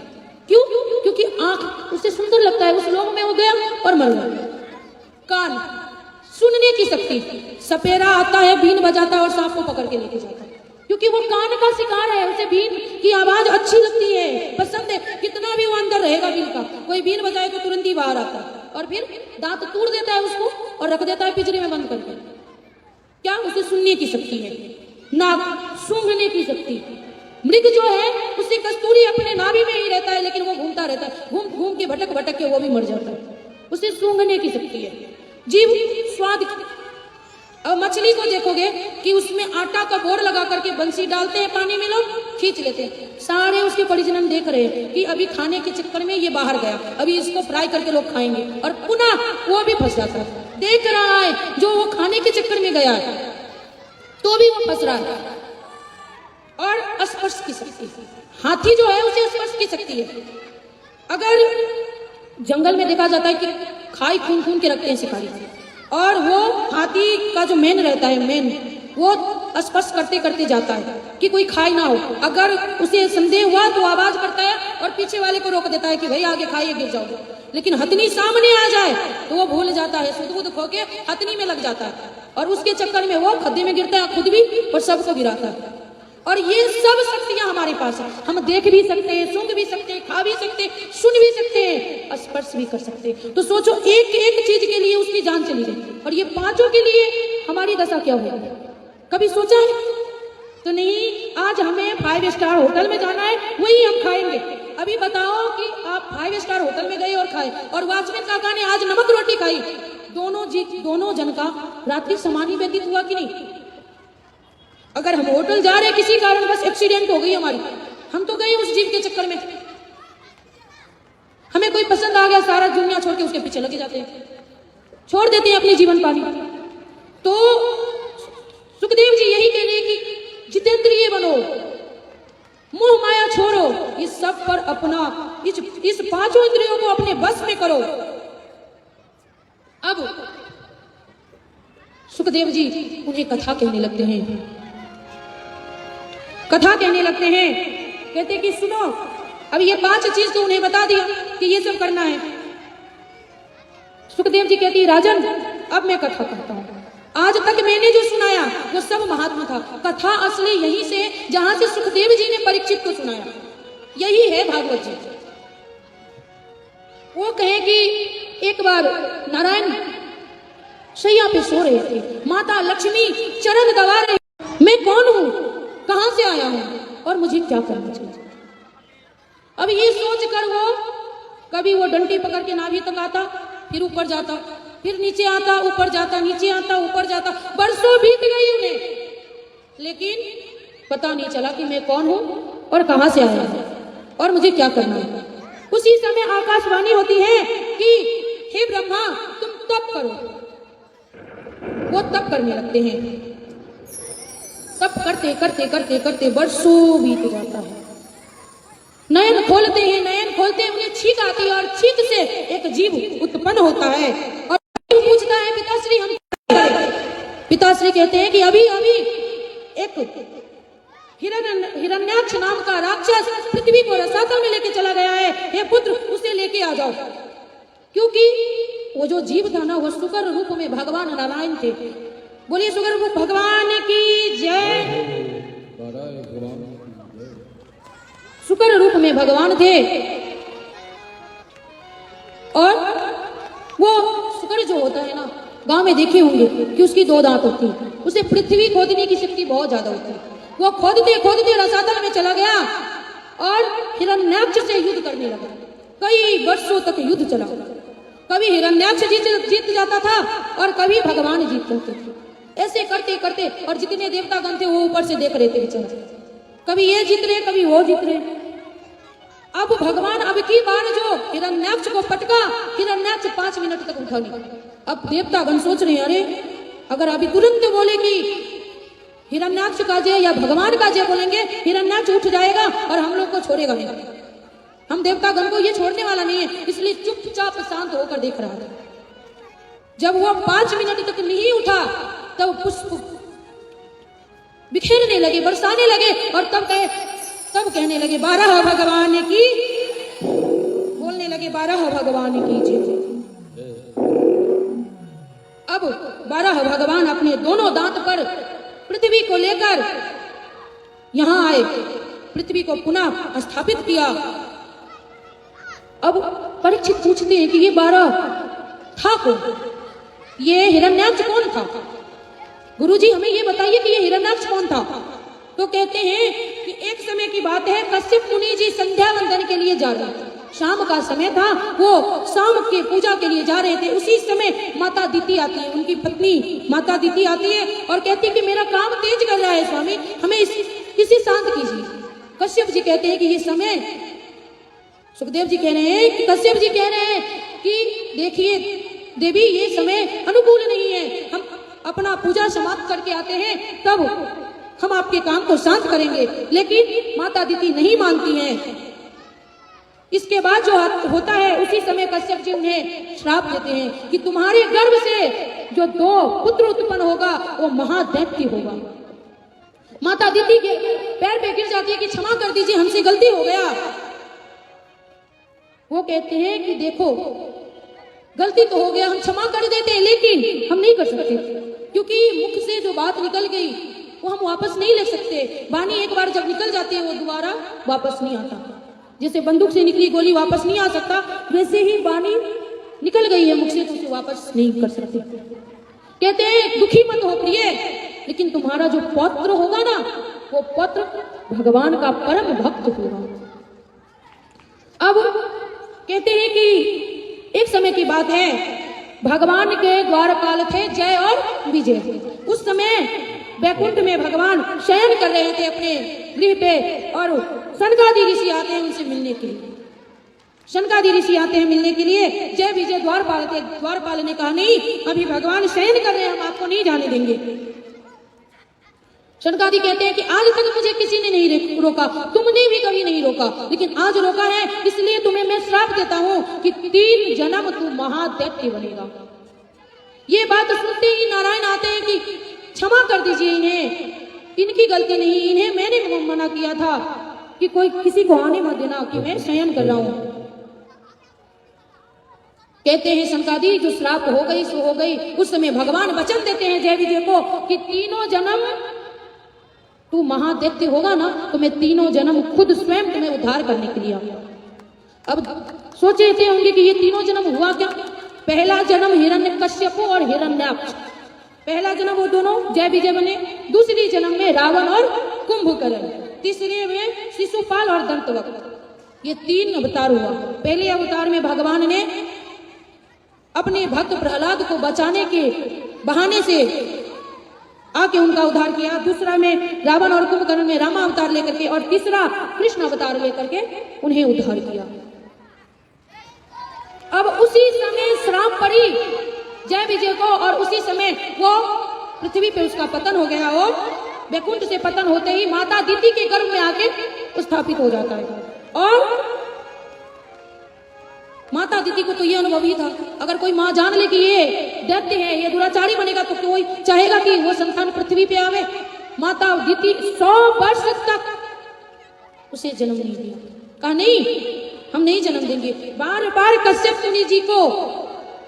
मुनि जी ने आग्रह किया कि देवी आने दो उसे, तब उन्होंने जन्म दिया। और जन्म लेते ही सुखदेव जी कहते हैं कि तुरंत उसने पृथ्वी को रसातल में लेके चला गया। अब भगवान सोचते हैं ब्रह्मा जी कि किस प्रकार हम अपने पृथ्वी का विस्तार करें। उन्होंने पहली बार में 4 पुत्र वो सनकादि ऋषि को उत्पत्ति जन्म दिए। पहला सनक, सनंदन, सनातन और सनत कुमार, ये 4 पुत्र हुए। और वो चारों पुत्र जन्म से ही ब्रह्मचारी कमंडल लिए और वन की ओर चले गए। ब्रह्मा जी बहुत दुखी होते हैं। फिर उन्होंने और पुत्र उत्पन्न किए। उनके क्रोध से जब वो लोग चले गए ना, तो उन्हें क्रोध आया, और क्रोध के बीच से भगवान शिव का अवतार होता है। बोले भगवान शिव की जय। उसके बाद उन्होंने 10 पुत्र और उत्पन्न किए। उनका नाम है मरीचि, अत्रि, अंगिरा, पुलस्त्य, पुलह, क्रुत, भृगु, वशिष्ठ और दक्ष। और 10वें पुत्र हैं नारद जी। इसके बाद उन्होंने एक स्त्री और एक पुरुष को जन्म दिया, उत्पन्न किए। बाएं से स्त्री हुई और दाहिने से पुरुष, मनु और शत्रुपा। कहते हैं लोग, यही हमने बचपन से सुनाया गया हम लोग को कि हम लोग बानर के वंशज हैं, पर हम बानर के नहीं, हम मनु और शत्रुपा के।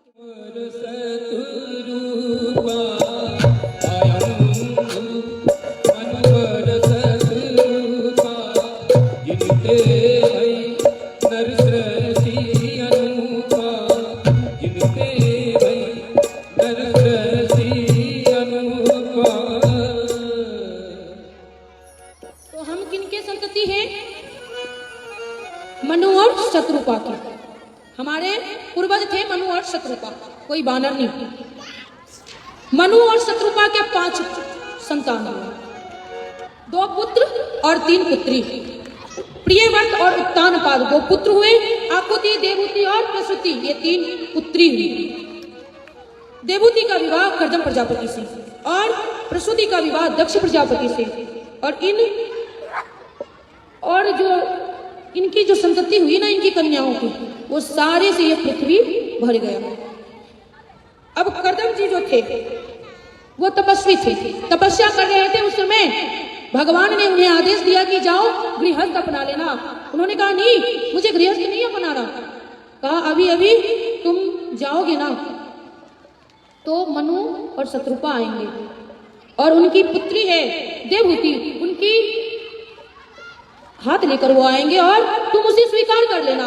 वो पहले मना करते हैं कि नहीं, हमें नहीं करना, गृहस्थ में नहीं उलझना, लेकिन भगवान का आदेश भी पालन करना है। वो आए तो पता ही था कि देवहूति आने वाली है, मनु और शत्रुपा भी आने वाले हैं।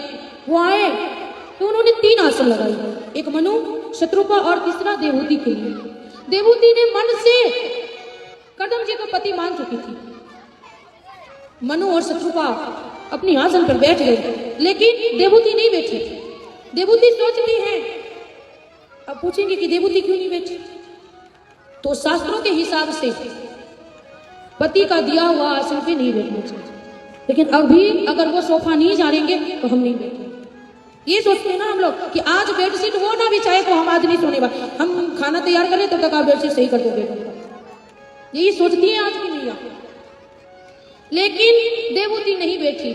देवहूति सोचती है कि अगर हम नहीं बैठेंगे तो इनका अपमान होगा, अगर बैठेंगे तो भी अपमान होगा, क्योंकि हमारा धर्म नहीं कहता कि पति का दिया हुआ आसन पे हम बैठे। इसलिए वो नीचे बैठती है और आसन पे हाथ रख देती है कि उनका मान रह गया और हमारा भी मान रह गया। अब विवाह तो उन्हें स्वीकारना ही था, क्योंकि प्रभु का यही इच्छा था, यही आदेश था। उन्होंने स्वीकार कर लिए और स्वीकार किए।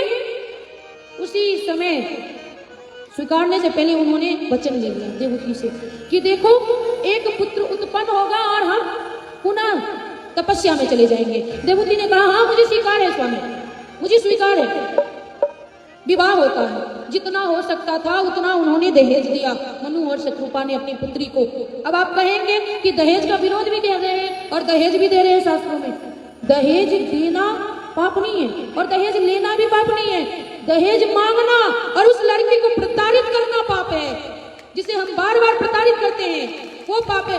एक तो अपनी हृदय का टुकड़ा वो आपको सौंप रहे हैं, जितना सक्षमता है वो आपके अपनी पुत्री को दे रहे हैं, लेकिन नहीं मुझे 13 लाख 15 लाख, ये सबसे ज्यादा बिहार में चलता है दहेज। अभी कुछ दिन पहले की बात थी, मैं छोटी सी बात लिखी थी कि दहेज समाज का प्रथा नहीं, मांगने का तरीका है। तो उसमें कमेंट क्या है कि कोई सीतामढ़ी का लड़का था, उसने हमें ये बताया कि दीदी ये बात आप बोल रही हैं कि ये प्रथा है, तो क्या लड़की के पिता वो नहीं मांग रहे हैं, वो भी तो बोल रहे हैं कि अपने हमें इंजीनियर दमाद चाहिए, डॉक्टर दमाद चाहिए, क्या वो नहीं मांग रहे? मैं बोली, जवाब यही दिया उन्हें कि देखो हर पिता की इच्छा होती कि मेरे से ऊंचे में मेरी लड़की जाए, ये वो दहेज नहीं।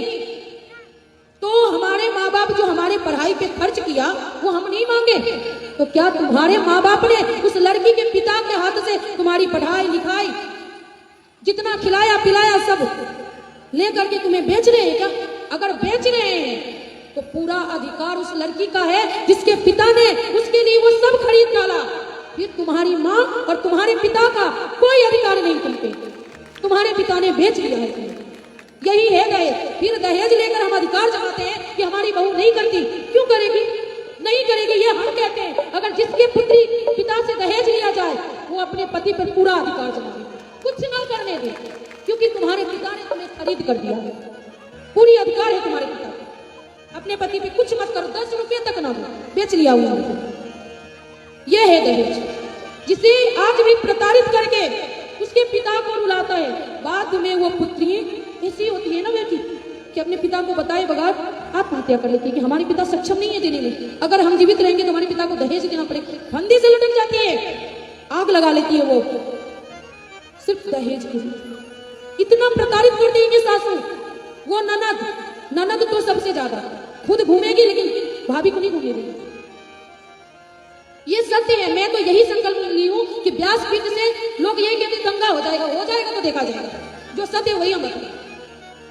इसलिए दहेज मांगना नहीं चाहिए। जितनी सक्षमता है उसके पिता में वो दे रहे, उसे परेशान मत करो। सबसे ज्यादा पिता की प्रेम किससे होती है? पुत्री से। अपनी हृदय का टुकड़ा काट कर तुम्हें दे रही है और उसे तुम परेशान कर रहे हो, रुला रहे हो। सोचो उस माँ बाप को कितना कष्ट होता होगा। जो नन्ही सी परी को पालती है, सोचती है कि राजा जमाई लेके आएंगे और मेरी बेटी रानी बनकर राज करेगी, वो फंदे से लटक कर आत्महत्या करती है तुम्हारे दहेज के लिए।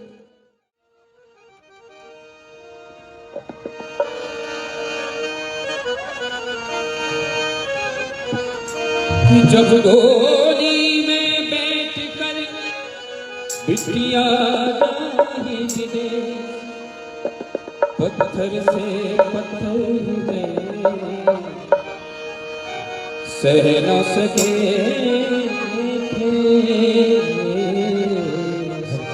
सह न सके।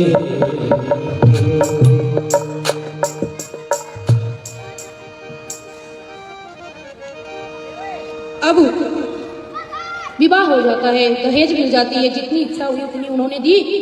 अब ये दोनों बिहार के लिए निकलते हैं। ऐसे विमान तैयार करते हैं जिसमें सारी सुविधा होती है, नहाने खाने घूमने फिरने सारी सुविधाएं। देवहूति और कदम जी बिहार के लिए निकलते हैं। उस बिहार में उसे 9 कन्या उत्पन्न होती है।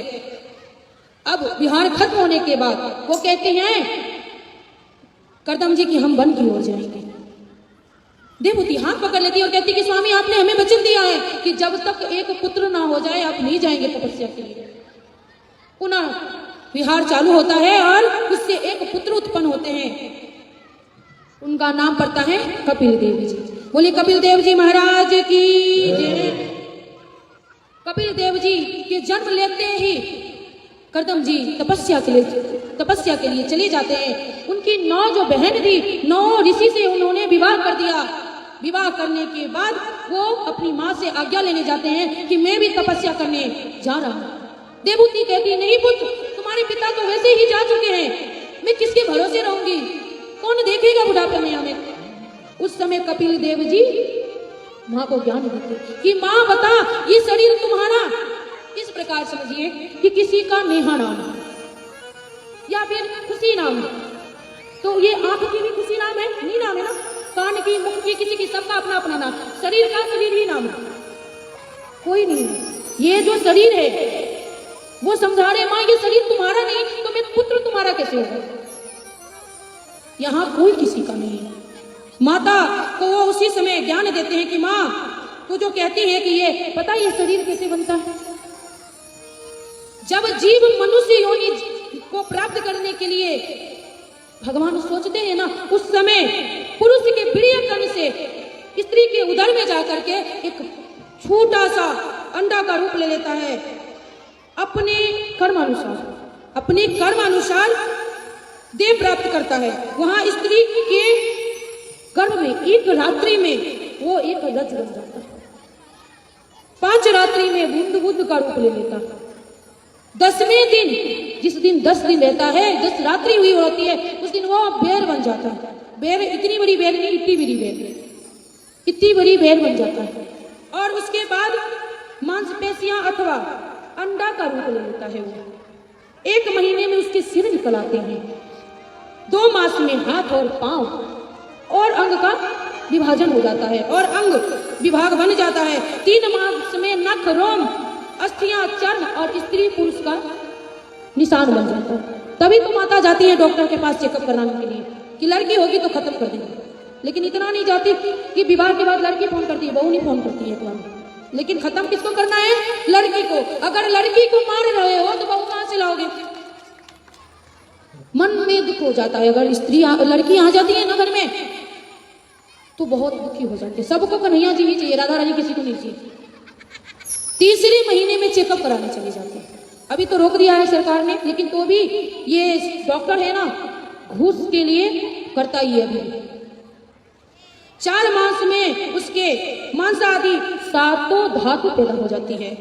5वें महीने में उस जीव को, उस बालक को या बालिका को भूख प्यास लगने लगती है।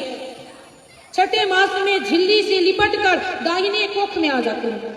जिस समय डॉक्टर ये बोलते हैं कि बच्चा उल्टा है, बेड रेस्ट में जाओ, यही बोलते हैं ना डॉक्टर। बच्चे उल्टे ही रहते हैं, समय के अनुसार वो सीधा हो जाता है। आजकल के डॉक्टर भी समझ गए हैं कि मैया लोग आराम करना चाहती है तो लिख देते हैं कागज पे कि बेड रेस्ट, ये हिल नहीं सकती। और पहले की माँ थी जो जिस दिन जन्म देती थी उस दिन भी गोबर से आंगन को लिपती, और आज पता चला बस हिलती डोलती नहीं है, तब ऑपरेशन होता है। होना ही पड़ेगा, जितना काम करेंगे उतना सही रहता है, लेकिन नहीं, आराम में है, जब मन हुआ वो कर रहे हैं, जो मन हुआ वो कर रहे हैं। इसके बाद वो जो सुकुमार पल रहा है कोख में, पता है ये पेट में बहुत सारे कीड़े होते हैं जो उस बच्चे को नुकसान करता है, काटता है उस जगह पे। और जब हम तीखे मिर्ची वाले गरम खाते हैं, वहां उस सुकुमार को लगता है, और जब लगता है तो बार बार वो अचेत होता है, बेहोश होता है, अत्यंत कलेश होती है। क्षण क्षण भर उसमें उसे महीनों जैसा लगता है, जब क्षण क्षण होती है तो क्षण भर उसे महीनों जैसा आवाज होता है। माता का खाए हुए तीखे कड़वे गरम सब उसे लगता है, लेकिन माता ये नहीं छोड़ती, उसे तीखा ही पसंद है, वो अचार खाएगी ही। जो पौष्टिक चीजें वो नहीं खा सकती, लेकिन उन्हें मंचूरियन खाना है। और उनके हस्बैंड भी जाते हैं आधी रात में कि भैया बना दो, अगर नहीं खाएगी तो बच्चे का लाड टपकेगा। अरे सोचो, माँ हो तुम, जिम्मेदारी है तुम्हें कि गर्भ में जो बालक पल रहा है या बालिका पल रही है उसे कितना तीखा लगेगा, लेकिन नहीं सोचते। जो बालक, जो माँ गर्भवती है, पता है उसे क्या क्या करना चाहिए? मजाक रूप से भी झूठ नहीं बोलना चाहिए, लेकिन बिना झूठ बोले तो खाना ना बचे, वो बोलेंगी ही। पवित्रता रखनी चाहिए, लेकिन पवित्रता भी नहीं रखेगी, बोलेगी डॉक्टर ने बोला है 10 बजे दवा खा लो, ठंडी मौसम में स्नान आदि बाद में करना। ये बात सासू माँ भी कहती है कि देखो कहीं तुम बीमार पड़ जाओगी तो फालतू का पैसा लग जाएगा, इससे अच्छा समय पे दवा खाओ, बिना नहाए धोए। सोचता नहीं, भगवान की पूजा पाठ कुछ नहीं करती, लेकिन करना चाहिए। दया रखना चाहिए मन में, अपने शत्रु के प्रति भी उस समय, बाकी का तो छोड़ो, लेकिन जब हम गर्भवती हैं तब हमें किसी के प्रति दया रखनी चाहिए, निर्दयता मन में नहीं आना चाहिए। प्रतिदिन कुछ ना कुछ दान करना चाहिए, यथाशक्ति तथा भक्ति, शक्ति भर भक्ति की जाती है। ऐसा नहीं कि हम रोज ही 1000 रुपए का चीज दान करें, नहीं है तो हम 10 रुपए का ही वस्तु लेके दान करेंगे, लेकिन करेंगे। और एक समय भोजन करना चाहिए। अभी तो बकरी के जैसे मुंह चलता है, डॉक्टर भी लिखते हैं कि मुंह चलता रहना चाहिए, लेकिन चाह रहे हैं कि भगवान के जैसा पुत्र हो, पुत्री हो, तो हमें एक समय भोजन करना चाहिए, दूसरे समय में फलाहार लो, लेकिन हमसे नहीं होता। देवहूति को कबीर देव जी तत्व ज्ञान देते हैं, और तत्व ज्ञान देते ही, सुनते ही माता देवहूति नदी का रूप ले लेती है। और वो नदी आज भी है गांधी धाम में, बिंदु सरोवर नाम से। जैसे गया जी में पितृ श्राद्ध की जाती है, वैसे ही गांधी धाम में मातृ श्राद्ध की जाती है। गांधी धाम कहाँ है पता है? गुजरात में ही तो है, मतलब गुजरात में रह रहे हैं पता नहीं, वहां है बिंदु सरोवर नाम से, और वहां मातृ श्राद्ध की जाती है। तो इससे हमें क्या सीखना, क्या ज्ञान दे रहे हैं कि ये जो हम आए, और पता है मैं एक बात भूल गई, जिस समय हमें जन्म लेना रहता है उससे पहले उस बालक, उस बच्चे को सब कुछ याद आता रहता है कि पूर्व जन्म में उसने क्या क्या किया है, सारे पाप याद आते हैं। और उस समय वो क्या करते हैं, भगवान से वादा करते हैं कि इससे हमें निकालो, इस नरक से, हम वहां जाएंगे तो भजन कीर्तन करेंगे। और यहाँ आगे हम यही करते हैं, अब प्रभु कृपा करो मेरी मां, अब प्रभु कृपा करो मेरी मां, अब प्रभु कृपा करो मेरी मां, अब प्रभु कृपा करो यही माती, सब तर भजन करो दिन राति, सब तर भजन करो दिन राती, सब तर भजन करो दिन राति। वादा करके हम आते हैं और जैसे ही जन्म लेते हैं और भूल जाते हैं, वही खेलना कूदना पढ़ना लिखना, उसके बाद नौकरी करते हैं, जॉब करते हैं, शादी हो जाती है, सारी बातें हम भूल जाते हैं कि हमने भगवान से क्या वादा किया था। और भगवान हमें देखकर हंसते हैं कि देखो जब ये गर्भ में था तो वादा कर रहा था, अब बाहर आया तो सब भूल गया। लेकिन ये बात तो अब तक किसी को नहीं पता थी कि हमने माँ के गर्भ में वादा किया, पता थी नहीं थी। और आज पता चल गया है ना कि क्या करने आए थे, तो आज से करना है वही। क्या करना है? भगवान का नाम, पूजा पाठ, संकीर्तन, ये सब करना है। ये मोह माया इस धरा का है, इसी धरा पे रह जाएगा। कुछ नहीं बचेगा। कहते हैं मिट्टी का खिलौना है और मिट्टी में मिल जाएगा।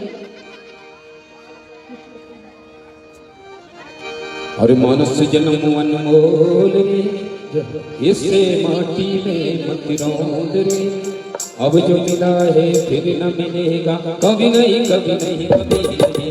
मानस जन्म अनमोल रे, माटी में मत रौंद रे। अब जो मिला है फिर न मिलेगा, कभी नहीं कभी नहीं कभी नहीं।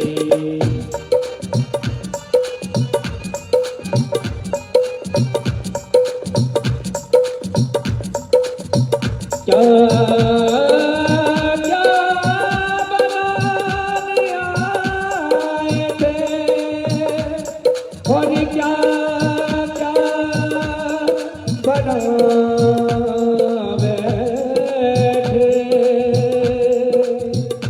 और कहीं मंदिर बना बैठे, और कहीं हम मस्जिद बना बैठे। हमसे तो अच्छी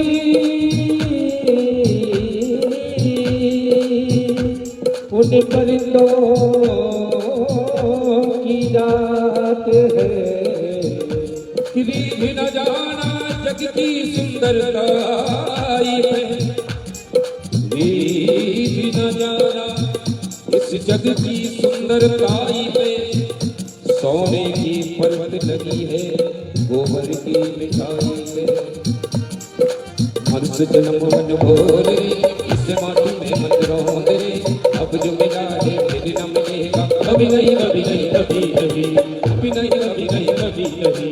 तू सत्संग में जाया कर, गीत प्रभु के गाया कर। हाँ तू सत्संग में जाया कर, गीत प्रभु के गाया कर। तू सत्संग में जाया कर, गीत प्रभु के गाया कर। तू सत्संग में जाया कर, गीत प्रभु के गाया कर। साँझ सवेरे बैठ के बंदे गीत प्रभु के गाया कर। वो साँझ सवेरे बैठ के बंदे गीत प्रभु के गाया कर। नहीं लगता कुछ बोल रे, इस माटी में मत रौंद रे। अब जो मिला है फिर न मिलेगा, कभी नहीं कभी नहीं कभी नहीं। मानस जन्म मन बोल रे, माटी में मत रौंद रे। अब जो मिला है फिर न मिलेगा, कभी नहीं कभी नहीं कभी नहीं।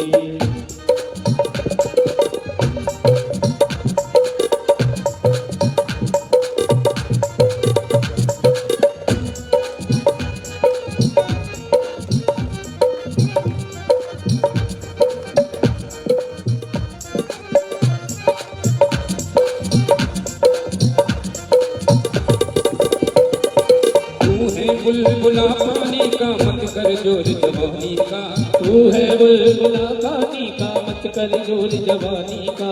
समझ समझ के कदम रखो, पता नहीं जिंदगानी का। वो समझ समझ के कदम रखो, पता नहीं जिंदगानी का।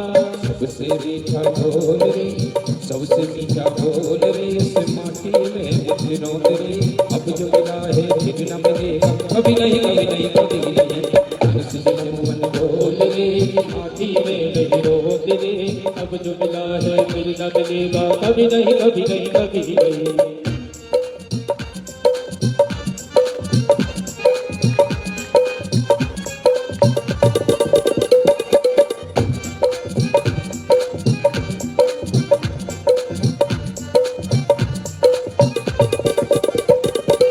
मतलब का संसार है, इसका क्या एतबार है।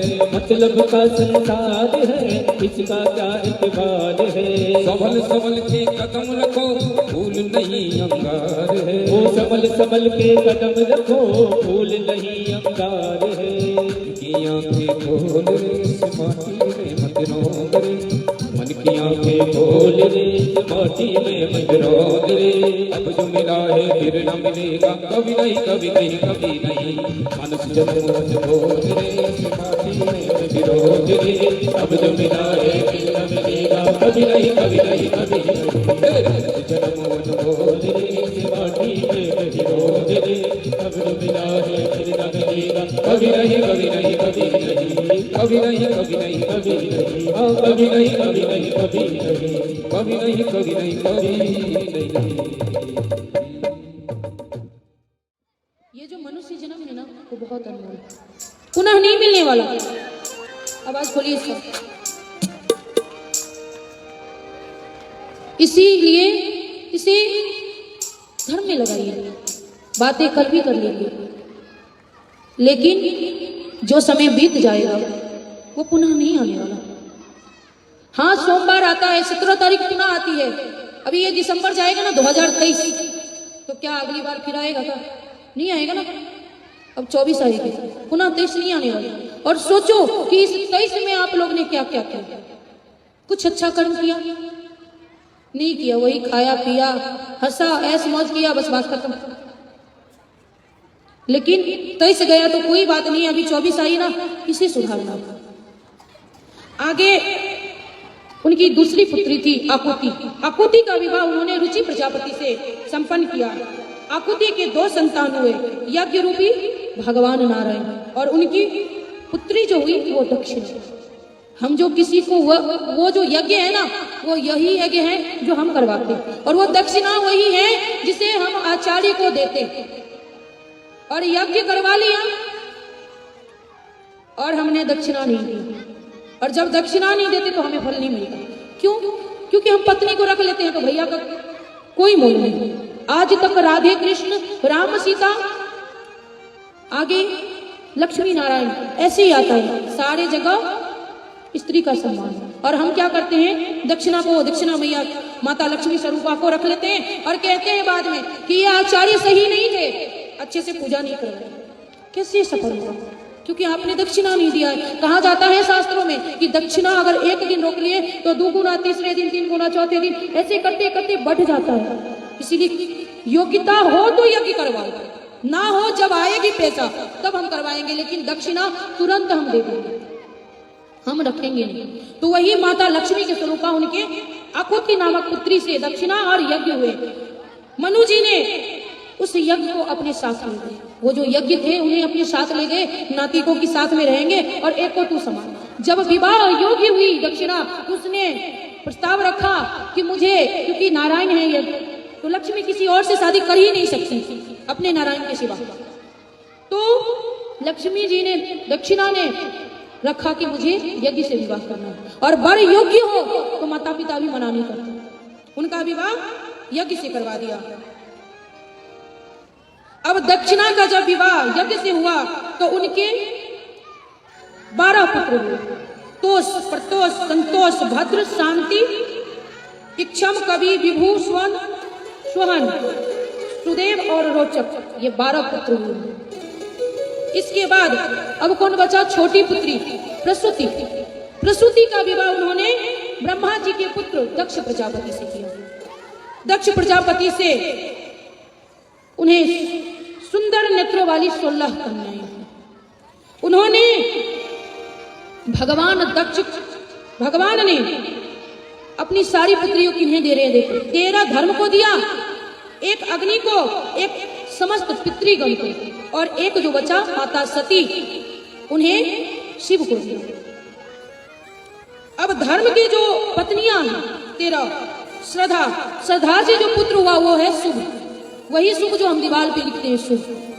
मैत्री से प्रसाद, जो हम प्रसाद ग्रहण करते हैं। दया से अभय, शांति से सुख, तुष्टि से मोद, पुष्टि से अहंकार, और क्रिया से योग, उन्नति से दर्प, बुद्धि से अर्थ, मेघा से स्मृति, तितिक्षा से क्षेम, और ह्री से लज्जा, और मूर्ति, वो जो मूर्ति थे वो नर और नारायण, उनके नर और नारायण धर्म की ही पुत्र हैं। अब अग्नि को जो दिए, अग्नि की पत्नी थी स्वाहा। स्वाहा से 3 पुत्र उत्पन्न हुए, पावक, पावमान और शुचि। ये अग्निदेव से उत्पन्न हुए।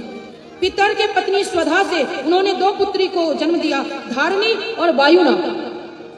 अब माता बची सती। सती ने शिव को मन से पति मान लिया और उन्होंने अपनी इच्छा से विवाह किया। किनसे? शिव जी से। ये मन नहीं था दक्ष प्रजापति को कि शिव से विवाह हो सती का। विवाह कर लेते हैं। एक समय की बात आती है, भगवान दक्ष प्रजापति जो है वो सोचते हैं कि यज्ञ करेंगे। अब यज्ञ करेंगे तो हमें पूछना पड़ता है कि कैसे करेंगे। जैसे यहाँ कथा होने वाली थी तो पूछा गया होगा सबसे कि क्या कैसे करना था, वैसे ही समस्त देवतागण को सबको बुलाया गया, उसमें भगवान शिव को भी बुलाया गया। इस बात से मन में कष्ट था दक्ष प्रजापति को कि सती ने क्यों विवाह किया शिव से, कुछ नहीं है शिव के पास। अब सभी लोग सभा में हैं। अब आए दक्ष प्रजापति। दक्ष प्रजापति आए तो सभी लोग खड़े हो गए, लेकिन ब्रह्मा जी तो उनके पिता थे, पिता नहीं खड़ा हुआ, वो भी खड़ा नहीं हुए और शिव जी भी खड़े नहीं हुए। तो इस बात से कष्ट हुआ दक्ष प्रजापति को कि ये दामाद है लेकिन इसको इतना अहंकार, इसने मेरे स्वागत के लिए ये खड़ा नहीं हुआ। अब क्रोध में आया दक्ष प्रजापति, क्रोधित हो रहा है कि क्यों नहीं खड़ा हुआ। अब ये सोचकर यज्ञ की बात छोड़ दी उसने और शंकर भगवान को सुनाना चालू कर दिया। ताने देने लगे, ऐसे हो वैसे हो, भस्म लपेटते हो, ये करते हो वो करते हो, बहुत सुनाया। ये बात नंदी को बर्दाश्त नहीं हुआ। नंदी खड़े होने लगते हैं। भगवान शिव हाथ पकड़ के बिठा देते कि ये ससुर और दामाद की बात है, तुम बीच में मत आओ। लेकिन जब अतिशय हो जाता है तो नंदेश्वर खड़े होकर श्राप दे देते हैं कि हे दक्ष प्रजापति, तुम मेरे स्वामी को इतना अपमान तूने किया है, इसलिए तुम्हें बकरी का सर हो जाएगा। तभी भृगु ऋषि खड़े हो जाते हैं। अब वो कहते हैं कि तूने दक्ष को क्यों श्राप दिया? आज से मैं श्राप दे रहा हूं कि शिव भक्त जितना भी होगा वो पाखंडी होगा। नंदी के मुख से श्राप सुनते ही भृगु ऋषि क्रोध में आ जाते हैं और श्राप दे दिया। कहा कि शिव भक्त जो होगा सब भक्षी हो जाएगा, पाखंडी रहेगा, भस्म लपेटेगा, ये सही नहीं होगा। इस बात से पुनः नंदी जी श्राप देते हैं कि ब्राह्मण जो होगा तेरे जैसा वो सर्वभक्षी हो जाएगा, स्वच्छता नहीं रखेगा। और ये देखा जा रहा है। अब जनेऊ तो धारण नहीं करते ब्राह्मण, और अगर कोई करते भी है तो जब वो बाथरूम जाते हैं तो कान पे जनेऊ नहीं रखते। तो अगर हम कान पे जनेऊ नहीं रखते तो वो जनेऊ जो है ना वो अशुद्ध हो जाता है। इसलिए जो ब्राह्मण है उसे गायत्री मंत्र का प्रतिदिन पाठ करना चाहिए। और जब वो जाए बाथरूम वगैरह कहीं जाए तो कान पे जनेऊ रख के ही जाए, लेकिन अब नहीं रखते हैं लोग। ये सोचते हैं, मतलब ही नहीं समझते, सोचते हैं ये धागा। ये बात सब सभा में हुई, लेकिन शिव जी ने एक भी बात माता सती से नहीं कहा कि तुम्हारे पिताश्री ने हमें इतना अपमान किया। लेकिन आज के दामाद को अगर थोड़ा सा पानी देने में देर हो जाए तो आके सुनाते तेरे माँ ने तो हमें समय से पानी कर दिया। शिव जी ने कुछ नहीं कहा माता सती से। एक बार वो कहते हैं कि एक बार त्रेता युग में शंभु गए कुंभज ऋषि पाही, असंग सती जग जननी भवानी। एक बार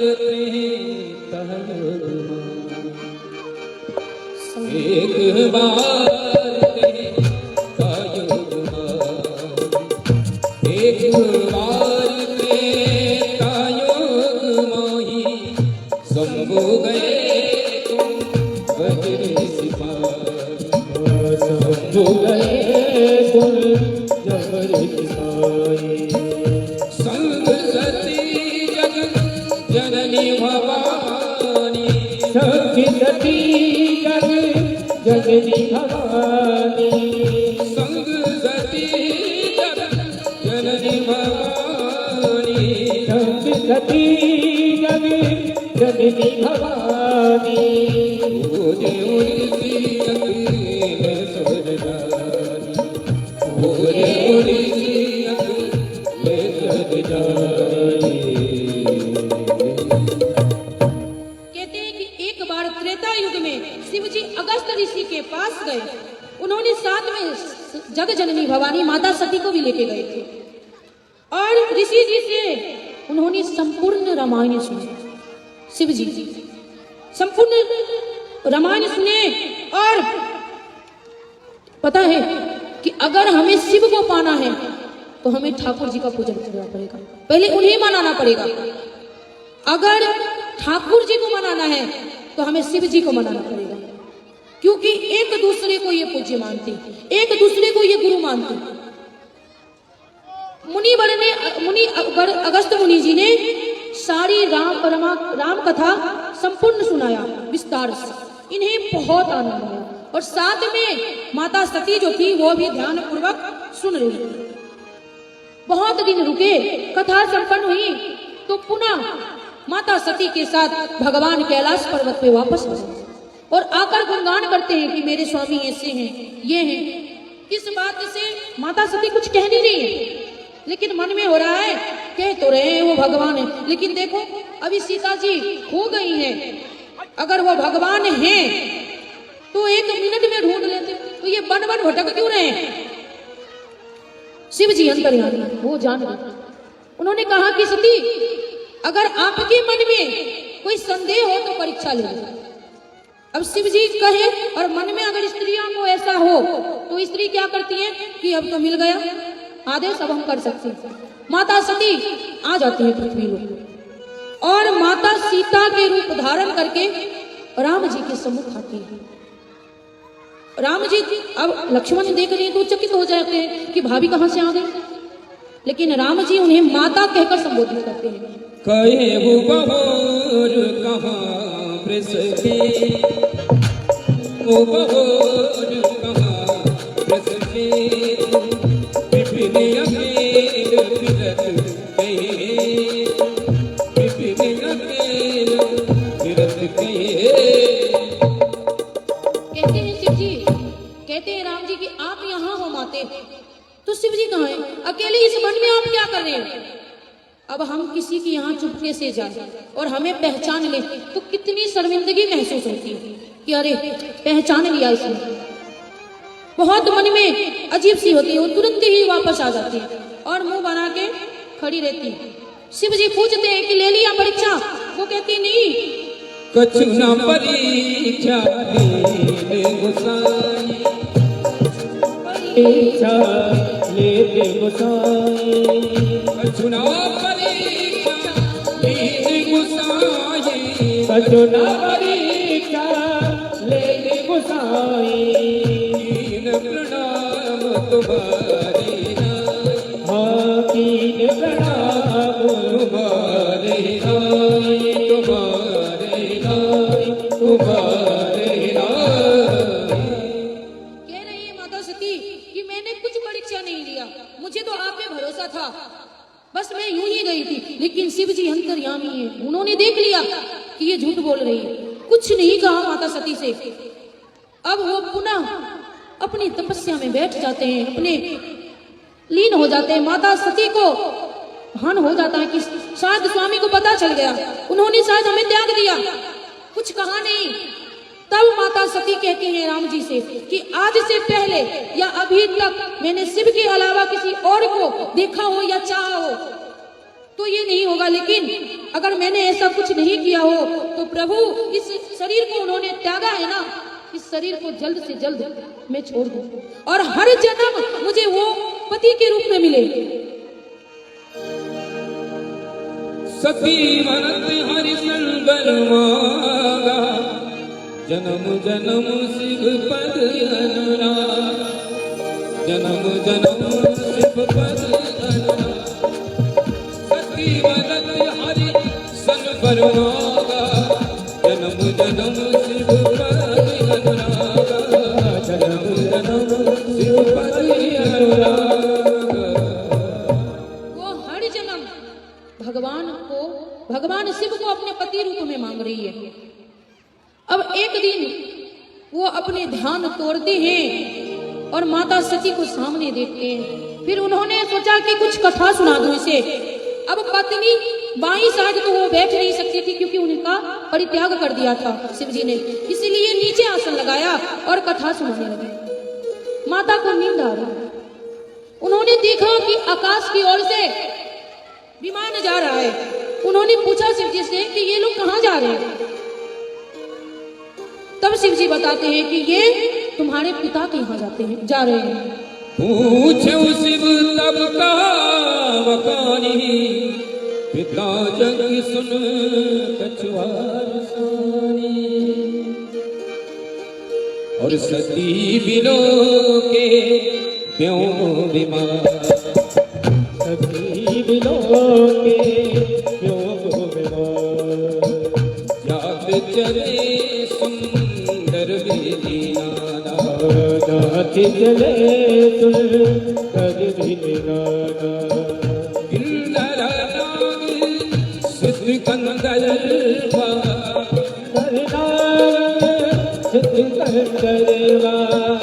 मधुर समेत चले सुर सर्वा, समेत चले सुर सर्वा।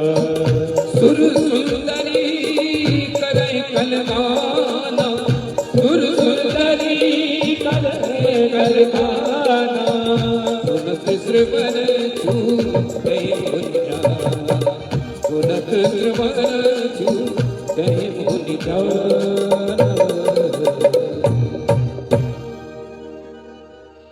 अब शिव जी बताते हैं, उस समय तो नहीं बताया लेकिन अब बता रहे हैं। माता सती कहती है कि ये लोग कहाँ जा रहे हैं। जब शिव जी ने कहा कि ये तुम्हारे पिता के यहाँ जा रहे हैं, तो माता सती सोचती है कि पति ने भी तो त्याग दिया हमें, मायके जाएंगे तो थोड़ा मन लगेगा। वो कहती है कि मैं जाऊं क्या। शिव जी कहते नहीं जा सकते, क्योंकि हमें आमंत्रण नहीं मिला और जहां आमंत्रण ना मिले वहां नहीं जाना। समझाते हैं सती को, लेकिन नहीं मानती है माता, कहती नहीं मुझे जाना चाहिए। कहा जाता है ना कि माँ के यहाँ सदैव जाना चाहिए, लेकिन जब माँ के यहाँ कोई आयोजन हो, मायके में कोई आयोजन हो और बुलाए ना, वहां ना जाना चाहिए। नहीं तो माँ का सदैव द्वार खुला रहता है अपनी पुत्रियों के लिए। गुरु के यहाँ भी नहीं जाना चाहिए। अगर मन में कोई कष्ट है तो हम हमेशा जा सकते हैं गुरु के यहाँ, लेकिन अगर वो आयोजन कर रहे हैं, हमें बुलाया नहीं, तो हमें वहां नहीं जाना चाहिए।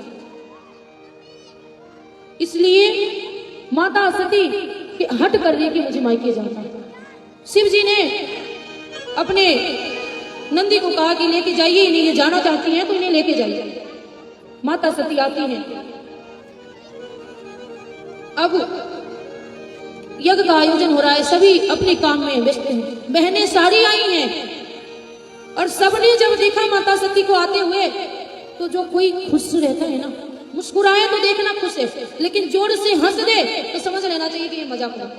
माता सती गई तो वो सारी बहनें हंसी उड़ाने लगी कि देखो इसे तो बुलाया नहीं लेकिन ये आ गई। लेकिन माँ तो माँ होती है। माँ ने देखा सती को तो घड़ी से लगाया, डरती डरती कि दक्ष प्रजापति कुछ कहना दे। सादर भरी मिली एक माँ, सादर भरी मिली एक माँ। भगनी तेरी बहुत मुस्काता, भगनी तेरी बहुत मुस्काता। दक्षिण कछु पूछी कुशलाता, दक्षिण कछु पूछी कुशलाता। दक्षिण कछु पूछी कुशलाता, दक्षिण कछु पूछी कुशलाता। सती बिलो जरे सब गाता, सती बिलो जरे सब गाता।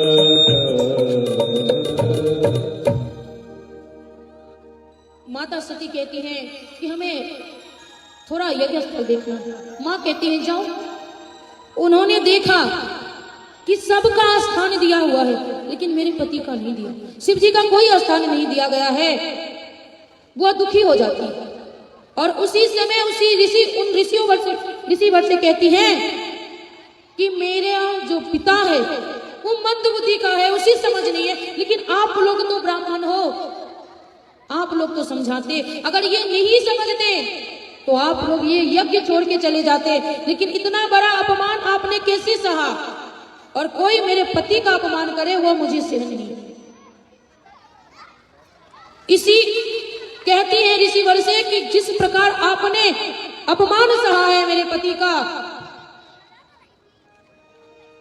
सबका सत्यानाश हो जाएगा। और कहती है, क्रोधित होती है और अपनी पैर की अंगूठी से क्रोध से अग्नि उत्पन्न करती है और अपने आप को भस्म कर लेती है, जला लेती है।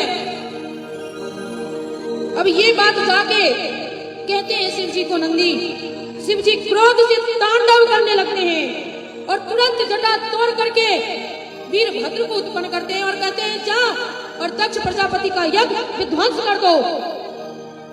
वीरभद्र आते हैं और इधर शिव जी तांडव कर रहे हैं क्रोध से।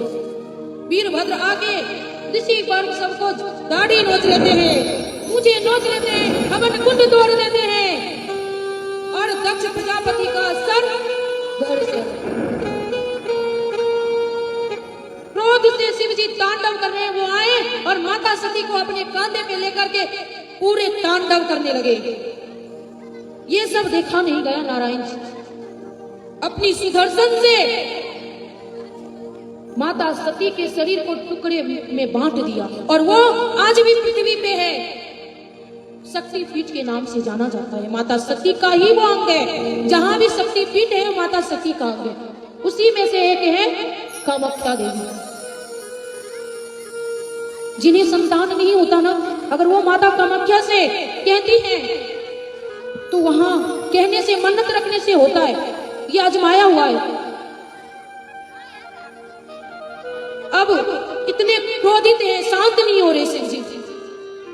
शांत करके वो पुनः लीन हो जाते हैं। इधर तो इसका दक्ष प्रजापति का पूरा यज्ञ को विध्वंस कर दिया है। अब इसकी पूर्ति कैसी होगी? सभी लोग जाते हैं शिव जी को मनाने के लिए, मनाते हैं कि कैसे भी करके इसका यज्ञ पूर्ति करो। शिव जी आते हैं और उन्हें बकरे का सिर लगा करके और पुनः यज्ञ का आयोजन करके, क्योंकि यज्ञ जो ठान लिया है उसे किसी प्रकार से पूर्ति करना पड़ेगा।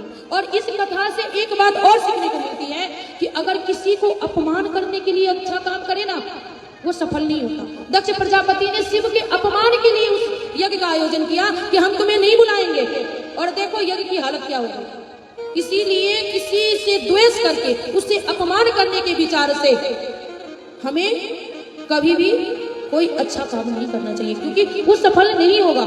और दक्ष की यज्ञ की पूर्ति होती है और वही माता सती पुनः कैलाश। आइए छोटा सा भजन करते हुए कथा की ओर चलेंगे। भूत प्रीत सब करे चाकरी, सबका यहाँ गुजारा। अजब है भोलेनाथ ये दरबार तुम्हारा, दरबार तुम्हारा। ओ अजब है भोलेनाथ दरबार तुम्हारा, दरबार तुम्हारा। भूत प्रीत सब करे चाकरी, सबका यहाँ गुजारा। अजब है भोलेनाथ ये दरबार तुम्हारा, दरबार तुम्हारा। ओ अजब है भोलेनाथ यही दरबार तुम्हारा, दरबार तुम्हारा। हरि बोल।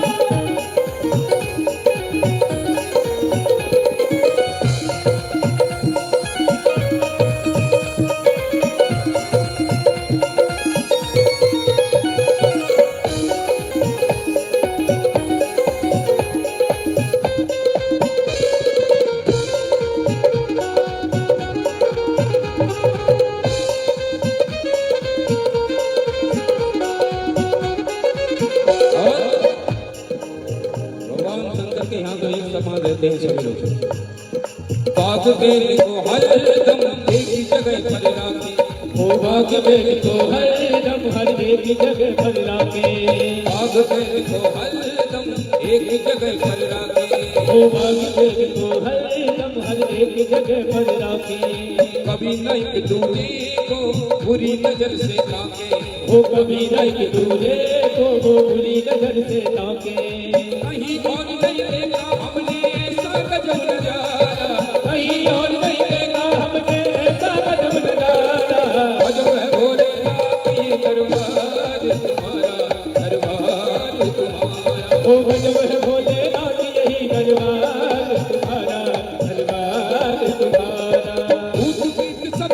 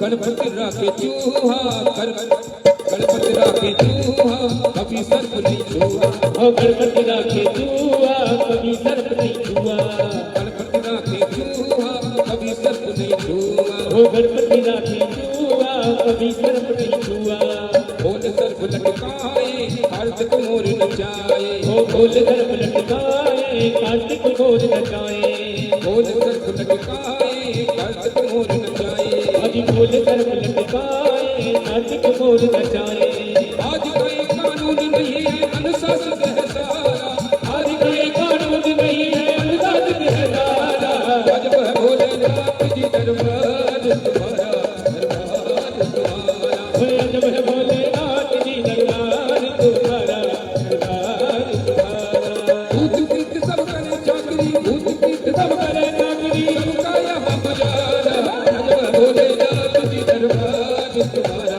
दरबार तुम्हारा हो जब है भोलेनाथ जी दरबार तुम्हारा दरबार तुम्हारा दरबार तुम्हारा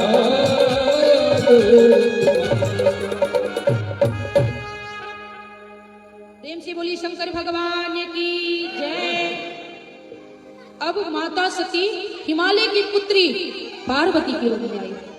सभी लोग सभी देवतागण यही सोचे कि विवाह हो जाए, पर शिव जी मना करे कि नहीं करना मुझे विवाह। बहुत समझाने पे वो तैयार हुए हिमालय की पुत्री पार्वती से विवाह करने के लिए। अभी बारात लेके जा रहे हैं शिव जी।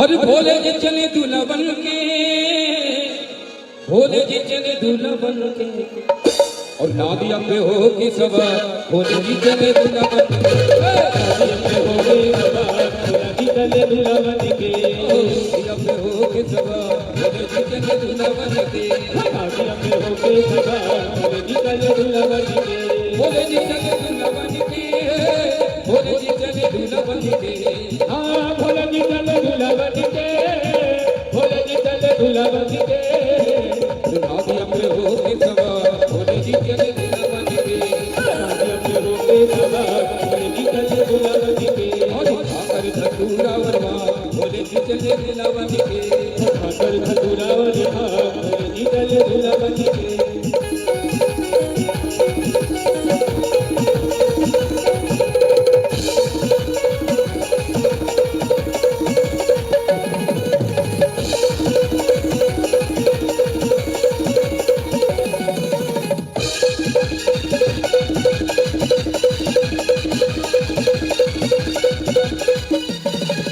घुंघरू छम छम बोले नदी का घुंघरू छम छम बोले भोले का डमरू डम डम बोले भोले का डमरू डम डम बोले नदी का घुंघरू छम छम बोले नदी का घुंघरू छम छम बोले भोले का डमरू डम डम बोले भोले का डमरू डम डम बोले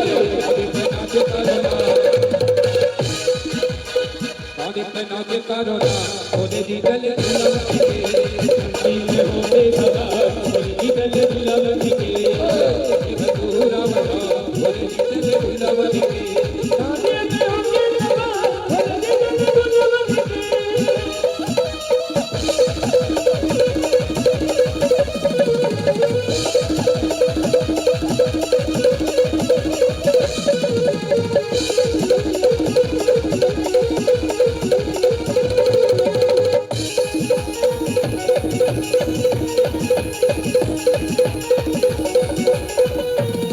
मधुबात के देव बराती मधुबात के देव बराती मधुबात के देव बराती मधुबात के देव बराती सारे नगर में भगदड़ माची हरे नगर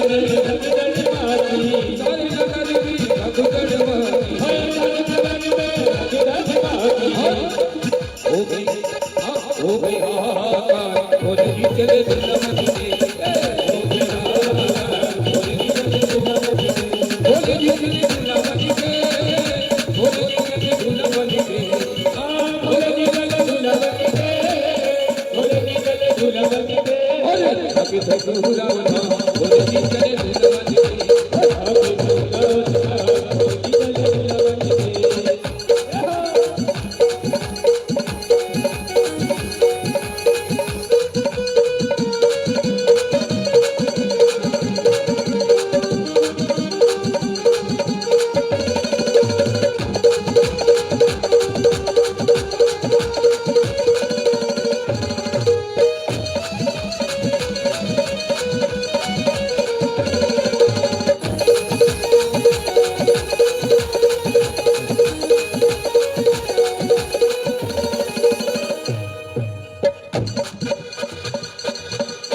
उनका अद्भुत रूप है देवी उनका अद्भुत रूप है देवी उनका अद्भुत रूप है देवी उनका अद्भुत रूप है देवी और की माता की है देवी और की मैया भाई है देवी और की मैया भाई है देवी और की मैया भाई है देवी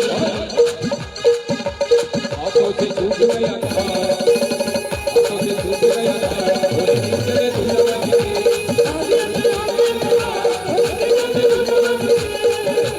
बोले जी चले दुल्हन के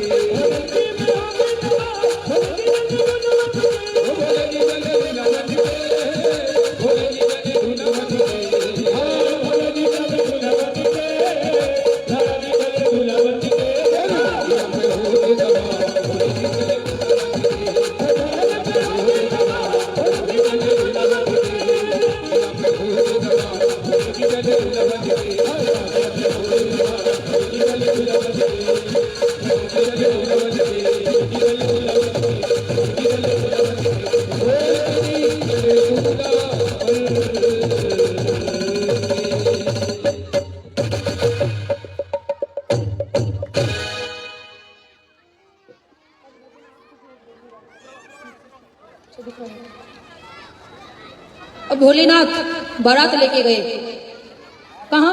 हिमालय जी की। उनकी पुत्री पार्वती से उन्होंने विवाह किया। अभी मैंने बताया कि मनु शत्रुपा के 3 कन्याओं का मैंने वंश का वर्णन किया। अब उनके 2 पुत्र थे, उत्तानपाद और प्रियव्रत। इन्हें 2 पुत्र हुए थे। किन्हें? मनु और शत्रुपा को। मनु शत्रुपा के 2 पुत्र थे। उत्तानपाद का विवाह सुनीति से हुआ। सुनीति से विवाह हुआ लेकिन उससे कोई संतान ना हुआ, इसलिए उस उत्तानपाद ने दूसरा विवाह किया सुरुचि से। सुनीति अर्थात सुंदर नीति वाली, और सुरुचि जो थी वो आजकल वाली। ऊपर से अच्छी दिखती थी लेकिन नीति उसकी अच्छी नहीं थी। लेकिन आजकल के लोग के क्या पसंद आते हैं? नीति बाद में देखेंगे, पहले सुंदर दिखना चाहिए। पर ऐसा नहीं होना चाहिए। ये ऊपर की सुंदरता जो है ना, उस समय के हिसाब से ढल जाएगी। लेकिन अगर नीति हमारी अच्छी है तो जब तक हम इस पृथ्वी पे हैं, चाहे बुजुर्ग हो जाए, लेकिन हमारी नीति अच्छी ही रहेगी। इसलिए सुंदर पे मत जाइए कि वो सुंदर है कि नहीं। उत्तानपाद अपनी दूसरी पत्नी सुरुचि से अत्यधिक प्रेम करते थे। जब पुत्र हुआ तो दोनों को पुत्र हुआ। पहले सुनीति को नहीं हुआ, लेकिन जब सुरुचि को हुआ तो सुनीति को भी हुआ। अब एक दिन की बात है, सुरुचि से प्रेम करते थे तो सुरुचि के पुत्र से भी अत्यधिक प्रेम करते थे। उत्तानपाद जो थे वो अपनी छोटी पत्नी के पुत्र को गोद में बिठाया, और उनकी बड़ी पत्नी सुनीति के जो पुत्र थे ध्रुव जी महाराज, ध्रुव जी भी आए, कहा कि मुझे भी गोद में बिठा लो। तो क्या कहती है माता सुरुचि?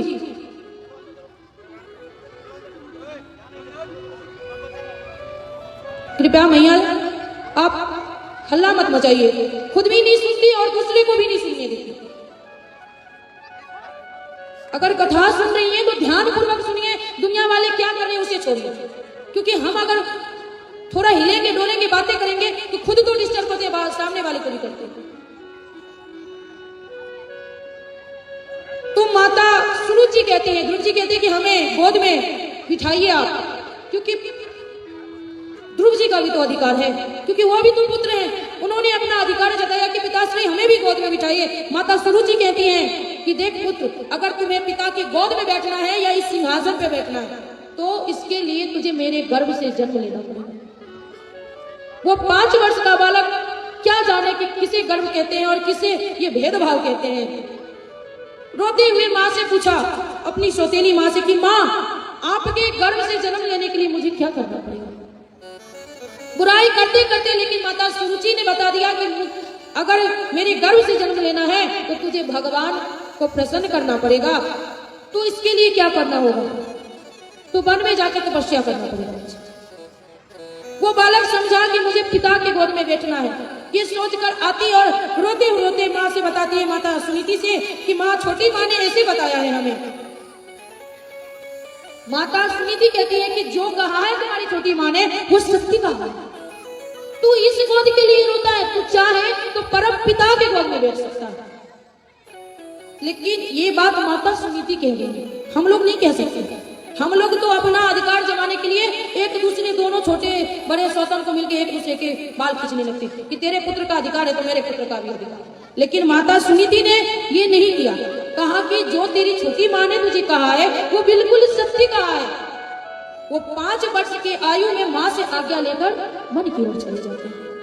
ध्रुव जी, ये बात पता चलता है उनके राज्य वाली पब्लिक को, उनकी प्रजा को। वो अब प्रजा को पता चला कि छोटे से मेरे राजकुमार वन में चले गए और राजा जो है वो मखमल के गद्दे पे सो रहे हैं, अच्छे से भोजन कर रहे हैं, और मेरे युवराज वन में भटकेंगे, बातें करने लगते हैं। ये बात पता चलती है उत्तानपाद जी को। अब उत्तानपाद जी को बुरा लगा कि अरे हाँ, मैंने बहुत बड़ा गलती कर दिया, मैं उस समय नहीं रोका उसे। वो विचलित होने लगते कि मेरे पुत्र पता नहीं कहाँ होगा, कहीं हिंसक पशु ना उसे खा जाए, चला तो गया है, वो रहेगा कैसे, कोमल सा बदन है उसका, कैसे रहेगा भूखे प्यासे। ये सब सोचने लगते हैं। उसी समय नारद जी का आगमन होता है। नारद जी कहते हैं उत्तानपाद जी से कि हे राजन, आप दुखी मत होइए। वो 5 वर्ष की आयु में अगर ये चयन किया है कि उसे तप करना है, पूजा करना है, वो तो बहुत अच्छी बात है और उसे कुछ नहीं होगा। उसकी रक्षा करने के लिए स्वयं नारायण है। अब ये बात सुनते ही उत्तानपाद जी को थोड़ा मन हल्का हुआ। ये कहते ही नारद जी, अब ध्रुव जी जो जा रहे वन में, उस रास्ते से जाने लगते हैं। रास्ते में ध्रुव जी मिलते हैं और कहते हैं ध्रुव जी से, नारद जी की कहाँ जा रहे हो बालक? कहा कि मैं तप करने जा रहा हूं। तो कैसे करोगे, पता है तुम्हें जो तुझे कैसे करना है? कहा नहीं, पता तो नहीं है। तुम्हारे गुरु कौन है? तो कोई नहीं गुरु है, आप ही बन जाओ ना मेरे गुरु। ध्रुव जी कहते हैं नारद जी को कि आप ही मेरे गुरु बन जाओ और आप ही हमें बताओ कि मुझे कैसे करना होगा जो भगवान को मैं प्रसन्न कर सकूं। उसी समय नारद जी ज्ञान देते हैं। नारद जी ज्ञान देते हैं कि तुम जाना यमुना के तट पे जाकर के और उस रेत से भगवान का आकार बनाना, उसे पूजा करना और जो फल फूल इत्यादि मिले उससे तुम पूजा करना और वही ग्रहण करना और ओम नमो भगवते का पाठ करना। जाते हैं यमुना के तट पर स्नान आदि करके और जैसे नारद जी बताए हैं उसी प्रकार वो भगवान के आकार का मूर्त बना करके पूजन करने लगते हैं। पुष्प आदि करके लाते हैं, पूजन करते हैं और बैठते हैं आसन पे। अब आसन पे बैठे तो 3 दिन तक बैठे रह गए, पता ही नहीं चला कि कब 3 दिन बीत गया। तीसरे दिन उठे, पुनः बोली राधा रानी सरकार की जय, शिवा के बिहारी लाल की। अब वो बैठे तो 3 दिन बीत गया। पुनः तीसरे दिन उठ के स्नान आदि करके पुनः बैठे। ऐसे करके वो 1 महीने में बस 4 बार बैठे। ऐसे करके 2 महीने में और कम कर दिया, तीसरे महीने में और चौथे महीने में भी धीरे धीरे कम कर दिया। अब ये ऐसे वो 5 वर्ष की आयु में कर रहे, क्योंकि उन्हें पाने की इच्छा है कि हमें पाना है, भगवान को देखना है, हमें पिता के गोद में बैठना है। वो 5 वर्ष की आयु में क्या समझे? अगर हम ठान ले कि मुझे कुछ पाना है तो हम कर लेंगे, लेकिन आजकल के बच्चे सोचते ही नहीं। सोचते हैं अच्छी रोटी खासी मिलती है, खाते हैं, पलंग को तोड़ते हैं सोए सोए, मोबाइल भी मिल जाते हैं, मम्मी भी देखती है, हम भी देखते हैं साथ में, आनंद ही आनंद है, कुछ करना है ही नहीं। लेकिन ये सब बाद में खत्म हो जाएगा बेटा। क्यों? क्योंकि तेरे पिता को दादाजी देने आते हैं, नहीं देने आते, बाद में तेरे पिता भी तुझे नहीं देंगे। फिर जीवन काटना अतिशय मुश्किल हो जाएगा। अब भगवान नारायण प्रसन्न हुए कि इतनी अल्प आयु में इतनी घोर तपस्या, इतनी कठिन तपस्या ध्रुव जी कर रहे हैं, और आए, प्रसन्न होकर आए तो उन्होंने देखा कि ध्रुव जी आंख मूंदे हैं, आंख मूंद कर भगवान का दर्शन इसी में कर रहे हैं, अपनी आत्मा में भगवान कुछ क्षण तक खड़े हुए देख रहे हैं। सोचा कि अगर इस मन से 2 मिनट के लिए मैं नहीं निकलूंगा तो ये आंख नहीं खुलेगा ध्रुव, और आंख नहीं खोलेगा तो दर्शन कैसे पाएगा। इसलिए क्षण भर में वो उनकी आत्मा से निकलते हैं, और जैसे ही निकलते ध्रुव जी तुरंत आंख खोलते हैं। आंख खोलते हैं तो देखते हैं कि चतुर्भुज में भगवान नारायण शंख चक्र लेके खड़े हैं। बोले चतुर्भुज भगवान की। अब भगवान कहते कि मैं प्रसन्न हुआ, पुत्र मांगो। भगवान ने, अब वो उतने सुंदर भगवान को देखे तो सोचने लगे ध्रुव जी कि मैं क्या स्तुति करूं। मैं तो ना कभी स्कूल गया ना गुरुकुल गया, मुझे तो कुछ आता नहीं, लेकिन जो ये भगवान है ना इतने सुंदर, इनके लिए तो थोड़ा स्तुति करना पड़ेगा। लेकिन भगवान के तेज से उन्हें 6 उपनिषद का सारा वेद का ज्ञान आ जाता है बिना स्कूल जाते हुए, और एक सुंदर सा वो श्लोक करते हैं भगवान के लिए। योंता प्रवेश मम वाचि विमा प्रसोदा, योंता प्रवेश मम वाचि विमा प्रसोदा, संजीवयत् किम शक्ति धरा सुधामरा, अन्यात् चरण सुवनात् गादि, प्राणा नमो भगवते मुरगाय लोका, प्राणा नमो भगवते मुरसाय लोका।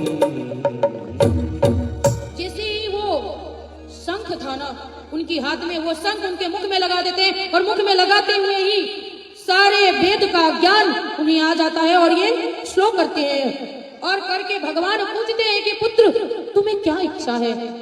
और तब भगवान ने कहा ध्रुव जी को कि तुम 36,000 वर्ष जब तक मन हो तब तक तू राज्य करना, और जब तू राज्य कर लेना और इच्छा हो मेरे धाम आने की, तब तेरे लिए मैं ध्रुव लोक तैयार करूंगा और तुम वहां आ जाना।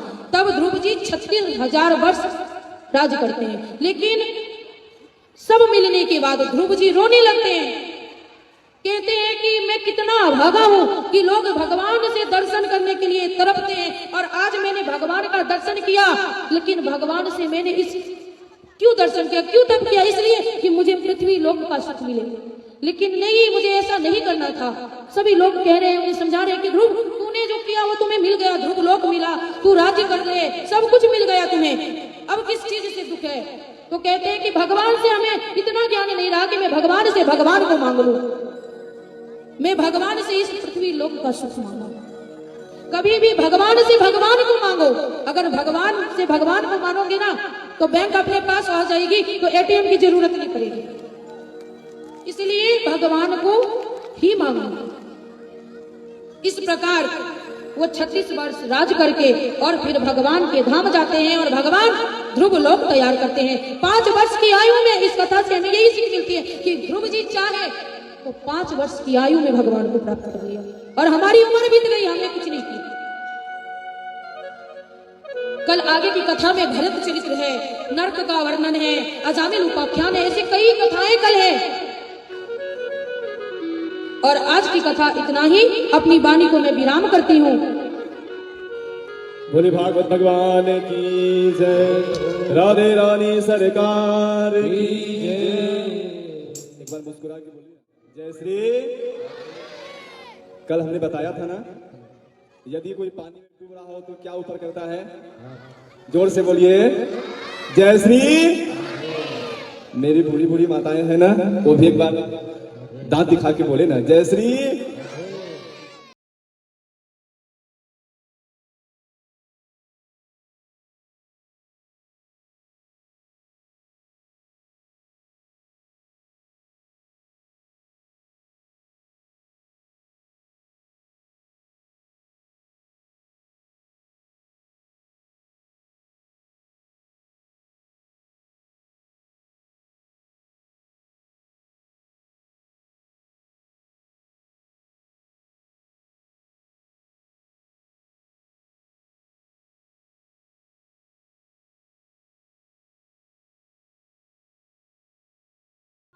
जब तीन लोग गाए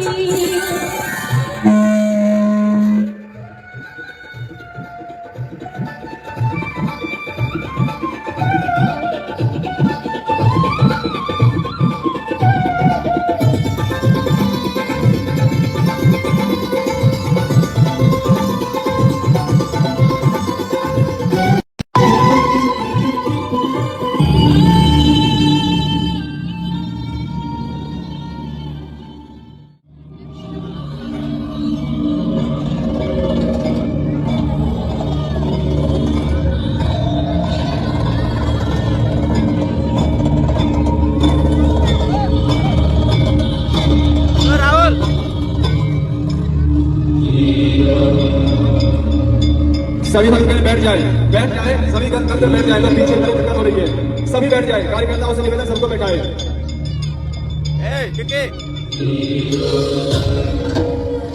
सभी बैठ जाना, लेकिन जाइए।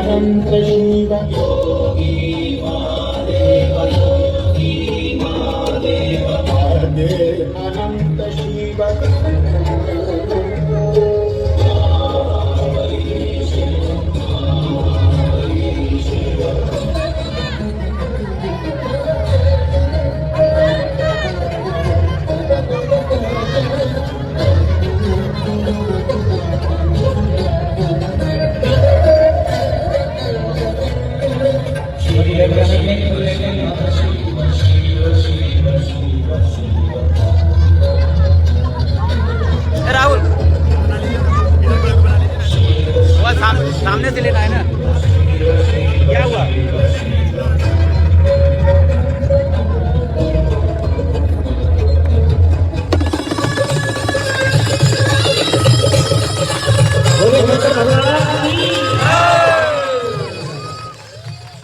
अरे हटना यार, तू कहाँ घुस जाता है बाहर?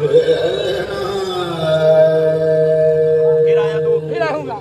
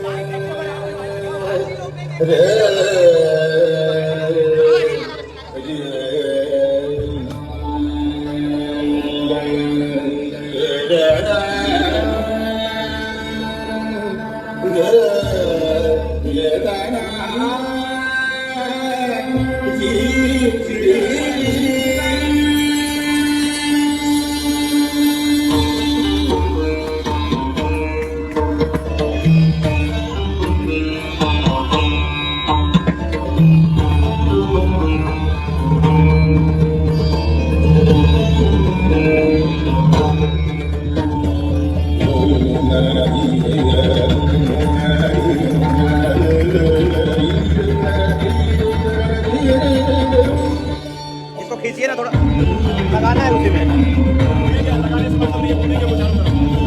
इसमें लगा देता ना, इसलिए बोला था इसको थोड़ा उठाइए ना।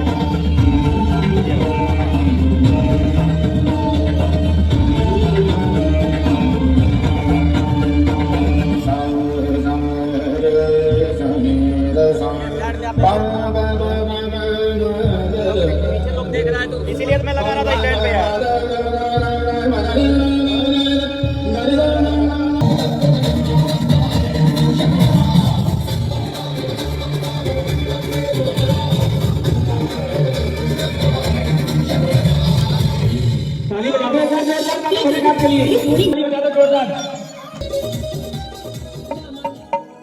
ओम चंद्रमा मनसो जातचक्षुः सूर्यो अजायत श्रोत्राद्वायुश्च प्राणस्य मुखादग्निरजायत ज्वालामालिन्येन नमः रत्नेश्वर्यै नमः। आइए अब आरती की तरफ हम अग्रसर हुए। बोलिए भागवत भगवान की जय। बाके बिहारी तेरी आरती गाओ, बाके बिहारी तेरी आरती गाओ, बाके बिहारी तेरी आरती गाओ, बाके बिहारी तेरी आरती गाओ। आरती गाओ प्यारे तुझको बनाऊं, आरती गाओ प्यारे तुझको बनाऊं, आरती गाओ प्यारे तुझको बनाऊं, आरती गाओ प्यारे तुझको बनाऊं, भाग्य बिहारी तेरी आरती गाऊं, भाग्य बिहारी तेरी आरती गाओ।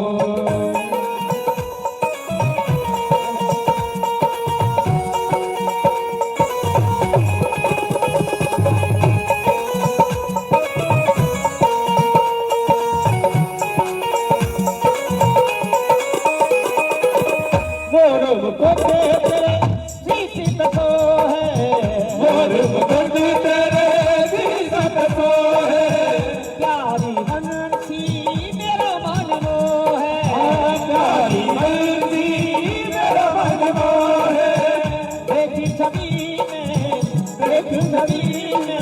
भले बन जाओ, भाग्य बिहारी तेरी आरती गाओ, बड़ बिहारी तेरी आरती गाओ, भाग्य बिहारी तेरी आरती गाओ, यशोदा के लाला तेरी आरती गाओ।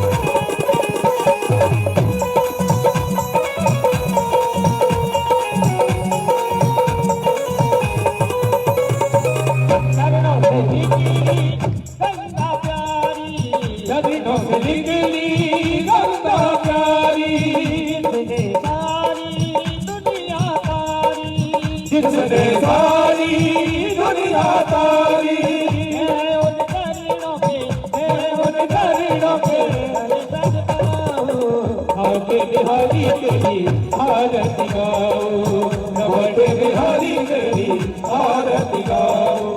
दास अनाथ के दास आप हो, व्यास अनाथ के नाथ आप हो, दुख जीवन प्यारे दास आप हो, सुख दुख जीवन प्यारे नाथ आप हो, उन चरणों में शीश झुकाओ, भाग्य बिहारी तेरी आरती गाओ, हो यशोदा के लाला तेरी आरती गाओ। श्री हरिदास के प्यारे तुम हो, श्री हरिदास के प्यारे तुम हो,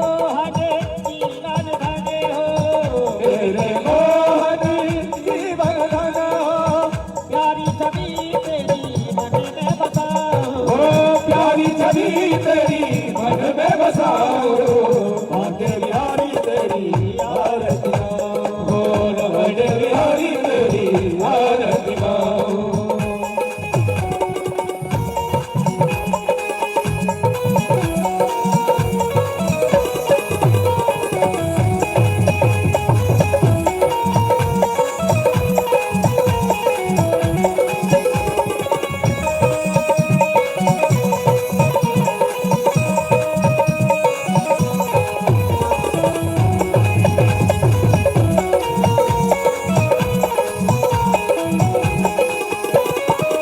हमसो है बस भानु दुलारी, सभी सो है रसल भाग दुलारी, ललिता विशाखा सखियाँ प्यारी, ओ ललिता विशाखा सखिया प्यारी, आस सदा गना, आस सिकता गना सदा गना, सावन पाओ, भाग्य बिहारी तेरी आरती गाओ, बड़ बिहारी तेरी आरती गाओ, भाग्य बिहारी तेरी आरती गाओ, ओ भाग्य बिहारी तेरी आरती गाओ।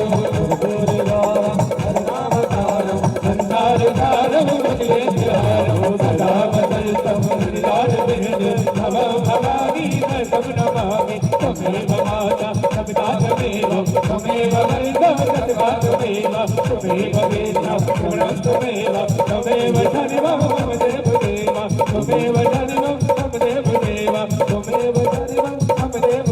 आइए जाते जाते हरिनाम कीर्तन संकीर्तन करेंगे सभी लोग। दोनों हाथ उठा करके सभी जो भी आए हैं भगवान के दरबार में, भागवत भगवान में, सभी लोग दोनों हाथ उठाइए एक बार।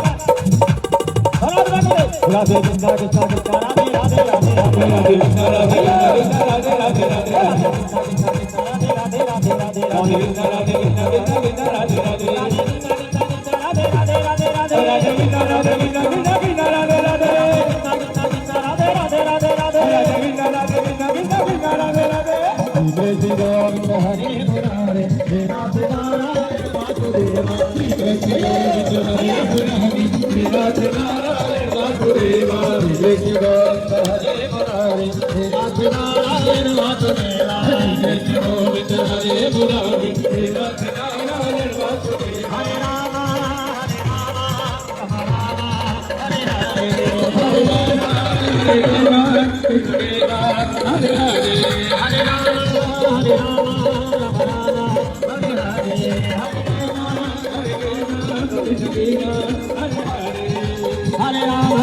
हरे राम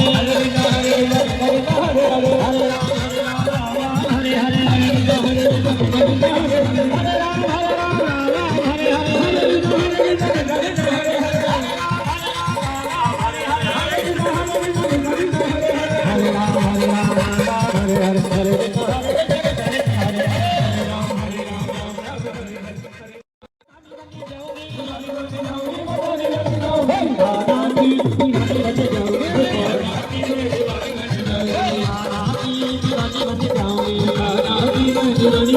Hare